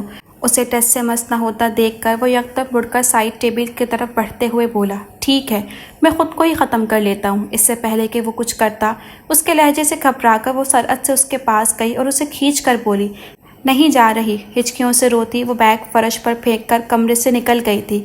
ان 2 بیٹیوں نے مجبور نہ کیا ہوتا تو اس قدر ذلت بھری زندگی کیوں گزارتی؟ روتے ہوئے بار بار خود سے کہہ رہی تھی۔ وہ ساری رات سوئی نہیں تھی۔ صبح سوجی آنکھوں اور سپاٹ چہرے کے ساتھ انہیں ناشتہ کروا رہی تھی۔ وہ ناشتہ کرتے ہوئے اسے بھی دیکھ رہا تھا۔ وہ بے نیازی سے علیشہ اور علینا کو ناشتہ کروا رہی تھی، پھر علیشہ کو بیگ دے کر بولی، گاڑی میں بیٹھو۔ وہ نکلے تو سکندر بھی اٹھ کر اس کے پیچھے نکل گیا تھا۔ علیشہ کو اسکول ڈراپ کرتے ہوئے بھی وہ اس کی ناراضگی کو سوچتا رہا۔ سارا دن دفتر میں برا گزرا تھا۔ اس کی زندگی کی ناؤ پار لگ ہی نہیں رہی تھی۔ جہاں وہ کچھ اچھا ہونے کی امید کرتا، وہیں سے بدقسمتی کا نیا در کھل جاتا۔ وہ کوئی بات نہیں کرتی تھی۔ جان پر تو اس وقت بنی جب اس نے اسے بیگ تیار کرتے دیکھا۔ کہاں جانا ہے؟ عائشہ کی شادی ہونے والی ہے۔ جانا ہے، پر وہ تو مہینے بعد ہے۔ اس نے جیسے کمزور سا احتجاج کیا۔ 20 دن بعد امی کے ساتھ تیاریاں کرنی ہیں۔ زینب اور فاطمہ تو ہیں نا، وہ کر لیں گی۔ ایک لمحے کے لیے آنکھیں اٹھا کر سپاٹ سا دیکھنے کے بعد وہ بولی، میں کروں گی، میں جا رہی ہوں۔ تب سے دل میں کھلبلی سی مچنے لگی تھی۔ اتنے دن اس کے بغیر وہ کیسے رہے گا؟ علینا کو گلے سے لگائے بار بار چومتا، وہ کن اکھیوں سے اسے بھی دیکھ رہا تھا۔ اس کے جانے تک وہ بار بار یہ سوچ کر اداس ہوتا رہا کہ وہ اتنے دن کیسے ان کے بغیر کمرے میں رہ پائے گا۔ وہ دن آن پہنچا تھا اور وہ انہیں لے کر چلا گیا تھا۔ انہیں چھوڑ کر وہ واپس ڈیوٹی پر آیا تھا۔ گھر میں صرف 2 ہی بندے تھے، وہ اور اس کی ماں۔ وہ بور ہونے کے لیے بالکل تیار تھا۔ روز رات کو فون کر کے علیشہ اور علینا سے بات کر کے ریلیکس ہو جاتا۔ وہ زیادہ بات نہیں کرتی تھی۔ آج بھی جب اس سے بات کی تو وہ 2 باتوں کے بعد ہی خدا حافظ کہنے لگی۔ بات کرو نا، مجھے نیند آ رہی ہے، اس نے کہا تو وہ سنجیدہ آواز میں بولا، پر مجھے تو نیند نہیں آ رہی، میں بند کر رہی ہوں۔ پلیز کسی اور سے بھی بولنے نہیں دیتی اور خود بھی بات نہیں کرتی، میں کیا کروں؟ وہ حقیقتاً پریشان تھا۔ تو کسی اور سے کر لو، اپنے 2 نمبر جذبات مجھ پر مت لٹاؤ، وہ ترشی سے بولی تھی۔ تم پر اپنے جذبات ہی نہیں، پوری ہستی لٹانے کے لیے تیار ہوں۔ اس کی بوجھل آواز کے ہر تاثر کو توڑتی وہ سپاٹ انداز میں بولی، میں نے ان فضول باتوں کے لیے فون کیا ہے۔ میری ہر بات فضول لگتی ہے، میں بھی فضول لگتا ہوں، پر مجھے نہ تمہاری کوئی بات فضول لگتی ہے نہ تم، اس لیے میرا دل چاہ رہا ہے کہ میں تم سے بات کرتا رہوں۔ وہ سنجیدہ تھا۔ تمہیں آزادی ہے، تم کسی سے بھی بات کر لو، پر مجھ سے نہیں۔ کل کو یہی کہو گی کہ میں تمہیں چھوڑ کر جا رہی ہوں۔ میں تمہارے کسی بھی جھانسے میں نہیں آؤں گا، صرف تمہارے ساتھ ہی بات کروں گا۔ تم سے شادی کے بعد تلخ باتیں سنتے سنتے اب ان کا عادی ہو گیا ہوں۔ کسی اور کی زبان سے شہد بھی ٹپکتا ہے تو زہر کی طرح لگتا ہے۔ جو سکون تم سے بات کر کے ملتا ہے وہ کہیں نہیں، مجھے کام ہے۔ وہ اس کی باتوں سے تنگ آ کر بولی، مجھ سے زیادہ ضروری ہے۔ اس کا مخمور لہجہ اسے اچھا نہیں لگ رہا تھا۔ تمہیں نہیں پتہ اجوا، جب وہ مخمور انداز میں بولتا ہے نا تو میں بت بن کر صرف اور صرف اسے سننے لگتی ہوں۔ میں اس کی آواز اور اس کے لہجے کی دیوانی ہوں۔ اس کے کانوں میں زبالیہ کی آواز گونجی تھی۔ وہ تلخ ہو کر بولی، مجھے تمہاری آواز سے نفرت ہے، اس لیے میں بات کرنا نہیں چاہتی۔ اس کی بات پر دوسری جانب ایک دم سناٹا چھا گیا۔ کچھ ثانیوں بعد وہ ہلکی سی ہنسی ہنس کر بولا، پر مجھے تو تمہاری آواز سے عشق ہے نا، مجھے تو سننے دو۔ پھر وہی مخمری لہجہ، میں بند کر رہی ہوں۔ پھر واقعی اس نے فون کاٹ دیا تھا۔ ایک ہلکی سی مسکراہٹ ہونٹوں پر لاتے وہ موبائل کو گھورتا رہا تھا۔ سرکتے دن اور رات اسے اپنے آپ سے لاپرواہ اور بے خبر کرتے جا رہے تھے۔ آج اس کا رویہ کچھ زیادہ ہی خراب اور جاہرانہ تھا۔ صبح دفتر میں سب پر بگڑتا، وہ جب گھر آیا تو یہ دیکھ کر دنگ رہ گیا کہ وہ آ چکی ہے۔ وہ الفت کے ہمراہ بیٹھی شادی کا حوال سنا رہی تھی۔ اسے آتا دیکھ کر وہ ساس کے پاس سے اٹھی۔ اسے بیٹھنے کی جگہ دیکھ کر سامنے والے صوفے پر جا کر بیٹھی تھی۔ اس کی نظریں مسلسل اسی پر تھیں۔ یکلت وہ اٹھ کر کچن میں گئی۔ پھر کچھ دیر بعد وہ علینا کو لے کر سیدھی کمرے میں چلی گئی۔ اپنی بے اختیاری پر جھنجھلاتا وہ کچھ دیر تک تو ماں کے پاس بیٹھا رہا، پھر کمرے میں آیا۔ اجوا نے علینا کو نہلا کر اس کے کپڑے بدلے، پھر اسے کھیلنے بھیج کر خود مغرب کی نماز پڑھنے لگی۔ وہ بے چینی سے پورے گھر میں چکر لگاتا ایک بار پھر کمرے میں آیا۔ کیا کھاؤ گے؟ وہ یکٹک اسے دیکھتا رہا۔ تم سے کچھ پوچھ رہی ہوں۔ ہاں؟ وہ چونک اٹھا۔ اس کے بکھرے حلیے کو غور سے دیکھتی وہ بولی، کیا کھاؤ گے؟ جو بھی ہو۔ کھانے کی میز پر وہ برائے نام کھا رہا تھا۔ اس کی پلیٹ بھری پڑی تھی جسے نوٹ کرتے ہوئے ماں ٹوکے بغیر نہ رہ سکی۔ اپنی حالت دیکھی ہے، کتنے کمزور ہو گئے ہو، کیوں اڑ گئی ہے تمہاری بھو؟ یہ کیا حالت بنا لی ہے تم نے؟ آخر جملہ انہوں نے اجوا کو دیکھ کر ادا کیا تھا۔ وہ ہونک سی پلیٹ پر جھکی ہوئی تھی۔ وہ اٹھ گیا تھا۔ پھر اس نے نوٹ کیا کہ وہ دن بدن کمزور ہوتا جا رہا تھا۔ کھانا برائے نام کھاتا یا اکثر بالکل نہ کھاتا۔ رات کو حذیفہ سے فون پر بات کرتے ہوئے وہ کہہ رہا تھا، اگر اس کی نفرت میری موت سے ختم ہو سکتی ہے تو پھر ٹھیک ہے، میں مر جاتا ہوں۔ نہ جینا اچھا لگ رہا ہے نہ کھانا۔ وہ کہتی ہے کہ میری آواز اسے سخت بری لگتی ہے، تو پھر میں جی کر کیا کروں گا؟ اس سے بہتر ہے کہ میں مر جاؤں۔ وہ اپنے دل کی ہر بات شیئر کر رہا تھا۔ اسے آتا دیکھ کر وہ موبائل آف کر کے باہر چلا گیا تھا۔ وہ دفتر سے آیا تو فاخرہ کو دیکھ کر اس کے ماتھے پر ناگواری کی شکنیں ابھر آئیں۔ یہ کیوں آئی ہے؟ وہ اس کے پیچھے کچن میں آیا تھا۔ میں ابھی اسے گھر سے نکالوں گا، وہ برہم تھا۔ تم اسے کچھ نہیں کہو گے، میں اسے کچھ نہ کہوں اور یہ میرا گھر تباہ کر دے، میں ایک منٹ بھی اسے برداشت نہیں کر سکتا۔ وہ سخت اشتعال میں تھا۔ تم اسے کچھ نہیں کہو گے، وہ ایک ایک لفظ پر زور دیتی اسے روک رہی تھی۔ تو ٹھیک ہے، میں ہی یہاں سے چلا جاتا ہوں۔ وہ رکا نہیں تھا۔ وہ ٹرے میں چائے اور اسنیکس رکھ کر ڈرائنگ روم میں چلی آئی۔ مجھے دیکھ کر اس کی تیوری چڑھ گئی تھی۔ ناراض ہو رہا ہوگا نا؟ فاخرہ بڑے خوش لہجے میں بول رہی تھی۔ ہاں ایسا ہی ہے۔ اس نے بھی سر ہلایا تھا۔ کچھ دیر کے لیے اس کے چہرے کا رنگ بدل گیا تھا، پھر قدرے ریلیکس ہو کر بولی، میری زندگی اس کے ہاتھوں تباہ ہوئی ہے، میں اسے کبھی معاف نہیں کروں گی، کبھی نہیں۔ مجھے برباد کر کے خود عیش بھری زندگی گزار رہا ہے۔ قصور تمہارا بھی ہے۔ تم نے اسے اتنی ہمت کیوں دلائی تھی کہ اس نے آخری حد تک تمہیں مس یوز کیا؟ اس کی بات پر وہ پہلو بدلتی بولی، اس نے زبردستی ہرگز نہیں کی۔ کوئی مرد اتنی ہمت نہیں کر سکتا کہ لڑکی کی حوصلہ افزائی کے بغیر اسے چھوئے۔ عشق اور عاشقی کے چکر میں اتنی نزدیکی لڑکیوں کے لیے بھی درست نہیں۔ تم برابر کی قصوروار ہو، سارا الزام تم اسے نہیں دے سکتی۔ اس کی سچی باتوں پر اکھڑتی وہ یکدم سے اٹھتے ہوئے بولی، میں اب گھر جاؤں گی، بہت دیر ہو گئی ہے۔ ہاں، جاتے جاتے یہ یاد رکھنا کہ لڑکی جب تک خود کو مس یوز نہ ہونے دے، دنیا کا کوئی مرد اسے مس یوز نہیں کر سکتا۔ ایک بار پھر عاجز لہجے میں اسے بہت کچھ سمجھا گئی تھی۔ وہ تیز تیز قدم اٹھاتی چلی گئی، جبکہ وہ چائے کی ٹرے اٹھا کر ڈرائنگ روم سے نکلی تھی۔ کھانا کھانے آؤ، میں ٹیبل لگا چکی ہوں، اجوا نے جھانکتے ہوئے اطلاع دی اور چلی گئی۔ کافی دیر تک وہ نہیں آیا تو وہ ایک بار پھر اسٹڈی روم میں آئی۔ کھانا کھانے آؤ۔ نہیں کھانا مجھے۔ وہ مسلسل لیپ ٹاپ پر اپنا کوئی کام کیے جا رہا تھا۔ اگلے دن جب وہ شام کو گھر آیا تو آتے ہی بولی، باہر بچے آؤٹنگ کے لیے جانا چاہتے ہیں، میں جا کر تیار ہوتا ہوں، پھر چلتے ہیں۔ اس کی تیاری میں تقریباً 1 گھنٹہ لگا تھا۔ وہ سب بھی تیار بیٹھے تھے۔ کچھ دیر میں وہ گاڑی میں بیٹھے قریبی جھیل جا رہے تھے۔ ڈرائیونگ وہ خود کر رہا تھا۔ بچے پچھلی نشت پر تھے۔ فرنٹ سیٹ پر بیٹھی وہ ارد گرد کے نظاروں میں دنیا سے بے خبر تھی۔ ڈرائیو کرتے ہوئے وہ ایک نظر اس پر بھی ڈال دیتا۔ جھیل کے پاس پہنچتے ہی گاڑی روک کر وہ انہیں ایک سہل راستے کی طرف لے آیا۔ سرسبز پہاڑوں کے بیچ پر جھیل بہت بڑی تھی۔ ڈھلتا سورج جھیل کی خوبصورتی کو چار چاند لگا رہا تھا۔ شفق کی گہری سرخیاں ابھر آئی تھیں، کہیں اکا دکا سرمئی بادل بھی منڈلاتے نظر آ رہے تھے۔ سردی کی شدت بڑھنے لگی تھی۔ ٹھنڈی برف آلودہ ہوا بدن کو ٹھٹرنے پر مجبور کر رہی تھی۔ چلو دیر ہو رہی ہے، بچوں کو سردی لگ جائے گی۔ وہ علیشہ اور علینا کا ہاتھ تھامے گاڑی کی طرف آئے تھے۔ گھر واپسی تک مکمل تاریخی ہر سو چھا گئی تھی۔ زینب کے یہاں کافی عرصے بعد بیٹا ہوا تھا۔ وہ بہت خوش تھی، فوراً جانے کو دل للچایا تھا۔ بچوں کو ساس کے پاس چھوڑنے کا سوچ کر وہ اکیلی جانے کا فیصلہ کر چکی تھی۔ علینا آج کل مونٹیسری میں تھی، اس لیے وہ اسے بھی ساتھ نہیں لے جا سکتی تھی۔ اماں کیا کہہ رہی ہیں؟ تم جا رہی ہو؟ وہ بہت دل گرفتہ سا پوچھ رہا تھا۔ ہاں، مختصر کہہ کر وہ جلدی جلدی سلاد کاٹنے لگی۔ کتنے دن رہو گی؟ مشروع لہجے میں اس کے منتشر ذہن کا آئینہ تھا۔ لگیں گے کچھ دن، اور بچے وہ امی دیکھ لیں گی، پر حرج ہوگا ان کا، ہوم ورک اور دیگر کام ماں تو بہتر نہ کر پائیں گی۔ یہ میرا ہیڈک نہیں ہے، کیا میں ذرا سی خوشی کی بھی حقدار نہیں؟ کیا میں نے تمہارے گھر کا ٹھیکہ لے رکھا ہے؟ کیا میں تمہاری ملازمہ ہوں؟ وہ زہریلے پن سے بولی۔ اس کا اکھڑا اکھڑا رویہ اسے چپ کرا گیا، لیکن کچھ دیر بعد وہ بولا، میں نہیں رہ سکتا، میں خود تمہیں لے کر جاؤں گا، پھر واپسی اسی دن آ جائیں گے۔ وہ سنجیدہ تھا۔ مجھے کچھ دن رہنا ہے وہاں۔ ٹھیک ہے، 2-3 دن رہ لو، پر میں 1 مہینہ رہوں گی۔ اسے غصہ آیا تھا۔ پلیز، وہ کچھ قریب ہو کر التجا کرنے لگا، ہٹو، مجھے کام کرنے دو۔ کچھ دن کے لیے جاؤ گی نا؟ نہیں، میں تم سے بھاگ رہی ہوں، نفرت کرتی ہوں تم سے، انتہائی برے لگتے ہو مجھے، اس لیے جانا چاہتی ہوں۔ کیا یہ وجہ کافی نہیں؟ بولو۔ میں جانے سے منع نہیں کر رہا، پر اتنے زیادہ دن رہنے پر مجھے تمہاری اجازت کی ضرورت نہیں ہے، اس نے خود سری سے کہا۔ ہار مانتے ہوئے وہ گہری سانس خارج کرتا قدرے دھیرے سے بولا، کس وقت جاؤ گی؟ صبح۔ میں خود چلی جاؤں گی، تمہیں زحمت نہیں کرنی پڑے گی۔ صبح وہ بچوں کو اسکول بھیج کر تیار ہو کر نکلنے ہی والی تھی کہ گیٹ سے اس کی گاڑی کا ہارن سنائی دیا۔ گارڈ لپک لپک کر گیا۔ چلو، اس کے ہاتھ سے بیگ لے کر وہ گاڑی کی پچھلی سیٹ پر پھینکتا فرنٹ سیٹ کھولنے لگا۔ وہ خاموشی سے بیٹھی۔ ڈرائیونگ سیٹ پر بیٹھ کر اس نے گاڑی سٹارٹ کی۔ اس وقت اس کے چہرے پر گہری خاموشی اور ملال رقم تھا۔ تم کب تک عذاب دیتی رہو گی؟ مجھے تکلیف دیتی ہو تو مجھے وہ قبول ہے، مگر میری بیٹیاں نظر انداز ہوں یہ میں برداشت نہیں کر سکتا۔ کیوں؟ پہلے کبھی توجہ دی تم نے ان پر؟ کیا اپنی موجودگی میں تم نے کبھی علیشہ پر محبت بھری نظر ڈالی تھی؟ تم تو اس وقت اپنی عیاشیوں میں مگن تھے نا۔ تمہیں کیا فکر تھی اپنی بیوی اور بیٹی کی؟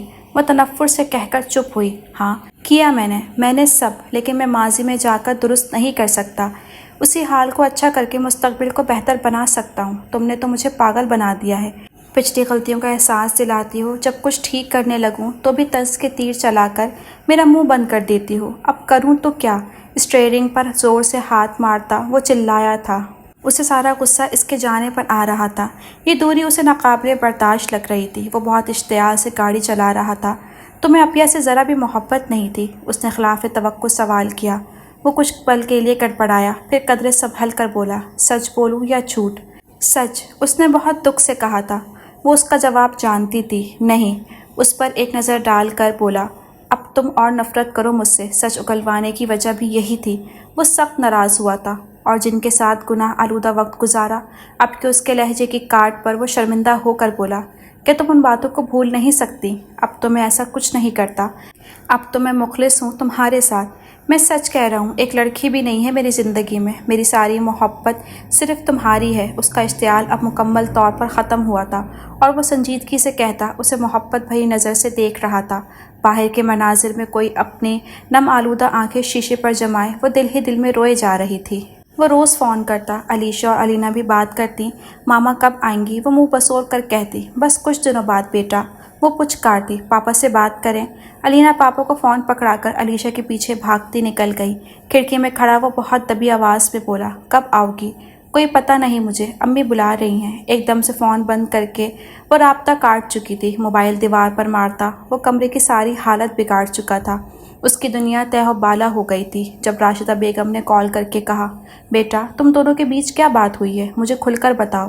اجوا کیوں گھر واپس نہیں آنا چاہتی؟ راشدہ بیگم کی بات سن کر وہ سکتے میں رہ گیا تھا۔ کچھ لمحوں کے لیے وہ بول ہی نہ پایا تھا۔ پھر زبان خشک ہونٹوں پر پھیر کر وہ لڑکھڑاتے لہجے میں بولا، آنٹی مجھے سمجھ نہیں آئی آپ کیا کہہ رہی ہیں۔ وہ سمجھتے ہوئے بھی سمجھنا نہیں چاہتا تھا۔ بیٹا وہ واپس گھر نہیں آنا چاہتی، میرے لاکھ سمجھانے پر بھی روتی رہتی ہے اور جانے سے انکار کر رہی ہے۔ کیا مسئلہ ہے؟ بتاؤ مجھے۔ کچھ نہیں ہے آنٹی، میں سچ کہہ رہا ہوں، ہم میں کوئی لڑائی نہیں۔ میں سمجھ نہیں پا رہا یہ کیوں ایسا کہہ رہی ہے۔ وہ کچھ سوچ کر بولا، آنٹی میری بات کروا دیں اس سے پلیز۔ وہ بہت آزردہ ہوا تھا۔ کچھ لمحوں بعد اس کی آواز ابھری تھی، کہو کیا کہنا ہے؟ تم یہ کیا تماشا کرنے لگی ہو؟ تم کیوں میری جان لینے پر تلی ہو؟ کیا بگاڑا ہے میں نے تمہارا؟ خدا کے لیے واپس آؤ۔ وہ رونے لگا، نہیں آ سکتی، میں مر جاؤں گا۔ کیا کروں تمہارے لیے جو تمہیں خوش کرے؟ بولو کیا کروں تمہارے لیے؟ اگر تم واپس نہیں آئیں تو میں کچھ بھی کر جاؤں گا، بچوں کو زہر دے کر مار دوں گا اور پھر خود زہر کھا کر مر جاؤں گا۔ سنا تم نے؟ وہ چلایا۔ کال کاٹ کر وہ شدت سے روتا اپنی محبت کے ہاتھوں ذلیل اور خوار ہونے لگا تھا۔ وہ سڑکوں کی خاک چھانتا 2 دن سے باہر تھا۔ اسے کچھ بھی اچھا نہیں لگ رہا تھا۔ ساری دنیا اور ہر چیز بری لگ رہی تھی۔ دگرگوں ہوتی حالت، مضطرب کیفیت نے بالکل نڈھال کر دیا تھا۔ تغافل کی قہر خود پر اوڑھے وہ گھر سے لا تعلق اپنا غم غلط کر رہا تھا۔ ماں بار بار کال کر رہی تھی مگر وہ کسی کال کا جواب نہیں دے رہا تھا۔ دل کی دنیا ویران تھی۔ وہ محبت کا سوگ منا رہا تھا۔ اس کی محبت اسے مارنے کی بھرپور کوشش میں تھی۔ وہ اپنے مرنے کا سوگ منا رہا تھا۔ تھک ہار کر وہ گاڑی میں بیٹھا شدید یاسیت میں گاڑی ڈرائیو کرتا اپنی لٹتی زندگی پر سوچے جا رہا تھا۔ کچھ بھی تو نہیں بچا تھا، کچھ بھی تو نہیں۔ وہ لٹا پٹا گھر آیا۔ گارڈ نے گیٹ کھولا۔ گھر پر سناٹا طاری تھا، خاموشی کا راج تھا۔ وہ سیدھا کمرے کی جانب آیا۔ دونوں بچیاں دادی کے پاس سو رہی تھیں۔ وہ اندر آ کر سوئچ بورڈ کا بٹن آن کر چکا تھا۔ تاریک اجالے میں بدل چکی تھی۔ وہ مڑ کر بیٹھنے ہی والا تھا کہ ٹھٹک کر رک گیا۔ کمبل میں لپٹے وجود کو دیکھ کر وہ چند لمحوں کے لیے دم پر خود رہ گیا۔ روح واپس آئی تو جان میں جان آئی۔ لب خود بخود مسکرا اٹھے۔ تیز روشنی سے آنکھیں چندیا گئیں تو وہ مندی مندی آنکھیں رگڑتی اٹھ بیٹھی۔ آ گئی تم؟ وہ والہانہ اس کی طرف بڑھا۔ دوپٹہ اوڑھتی وہ بیڈ سے اتری۔ کھانا کھاؤ گے؟ نہیں، اس کی بھوک اٹھ چکی تھی۔ اب وہ بڑی محبت بھری نظروں سے دیکھتا بولا، چائے بنا دوں؟ چائے بنا دو۔ وہ چائے بنانے چلی گئی۔ کچھ دیر تک تو وہ خوشی سے بے حال دل کو قابو میں کرتا رہا۔ پھر اس کے پیچھے کچن میں آیا۔ وہ چائے بنا رہی تھی۔ اسے محسوس ہوا کہ وہ بھی رو رہی ہے۔ چائے کپ میں انڈیل کر وہ جوں ہی مڑی، اسے دیکھ کر ٹھٹک گئی۔ اپنے بائیں ہاتھ سے آنسو صاف کیے، کپ اسے پکڑا کر کتراتی ہوئی جانے لگی۔ کپ میز پر رکھ کر اس کا ہاتھ تھام کر روکتے ہوئے وہ بولا، یہ کیا حرکتیں شروع کر دی ہیں تم نے؟ وہ خاموشی سے کھڑی اب شدت سے آنسو بہانے لگی۔ کیا ہوا ہے؟ کیا اب پھر کسی نے کچھ کہہ دیا ہے؟ ایک خاموش نظر اٹھا کر اسے دیکھنے کے بعد وہ اس کا ہاتھ ہٹا کر جانے لگی، بات کا جواب دو۔ ایک بار پھر وہ سامنے آیا، تم ایسے چپ نہیں سکتی، اب بولو، جواب دو، کیا بات ہے؟ وہ اب قدرے سختی سے بولا۔ وہ بغیر آنکھیں اٹھائے شدت گریہ سے اس مرد کا چین اور سکون تہ و بالا کر رہی تھی۔ دونوں کاندھوں سے تھام کر وہ اب محبت سے پوچھنے لگا، جو بھی اس وقت تمہارے اندر چل رہا ہے بول دو، بول دو، میں سننے کے لیے تیار ہوں۔ کہو، کیا تمہیں رلا رہا ہے؟ بولو۔ وہ اکسا رہا تھا۔ کافی دیر بعد جب اس نے نظریں اٹھا کر دیکھا تو اس کی آنکھوں میں دیکھتا وہ مبہوت رہ گیا۔ اسے دم بخود ہوتا دیکھ کر وہ بھاگتی ہوئی کمرے میں گئی۔ وہ کچھ ساعت بعد جیسے بیدار ہوا، تیز قدموں سے اس کے پیچھے گیا۔ دروازہ بند تھا۔ کھولو۔ وہ دستک دینے لگا۔ دوسری طرف خاموشی تھی۔ دروازہ کھولو پلیز۔ وہ نہیں کھول رہی تھی۔ وہ مسکرانے لگا، کھولو نا پلیز۔ مسکراتا ہوا اپنے بالوں میں ہاتھ پھیرتا وہ مرنے کے قریب تھا۔ ماں آواز سن رہی ہیں، پلیز۔ ایک بار پھر وہ مسکراتا بولا۔ کچھ دیر بعد دروازہ کھول دیا گیا۔ وہ فوراً اندر آیا، دروازہ بند کر کے اس کے قریب آ کر بولا، تم کب تک بھاگو گی مجھ سے؟ اس کے آنسو اپنے ہاتھوں سے صاف کر کے بڑی دلکشی سے بولنے لگا، تو یہ وجہ ہے نا آنے کی؟ میں تو کچھ اور سمجھا تھا۔ اب بولو، جان مانگو گی وہ بھی دوں گا، صرف ایک بار اعتراف کر لو کہ محبت کرنے لگی ہو مجھ سے۔ اس کی ساحرانہ آواز اس کی سماعتوں میں رس گھولنے لگی تھی۔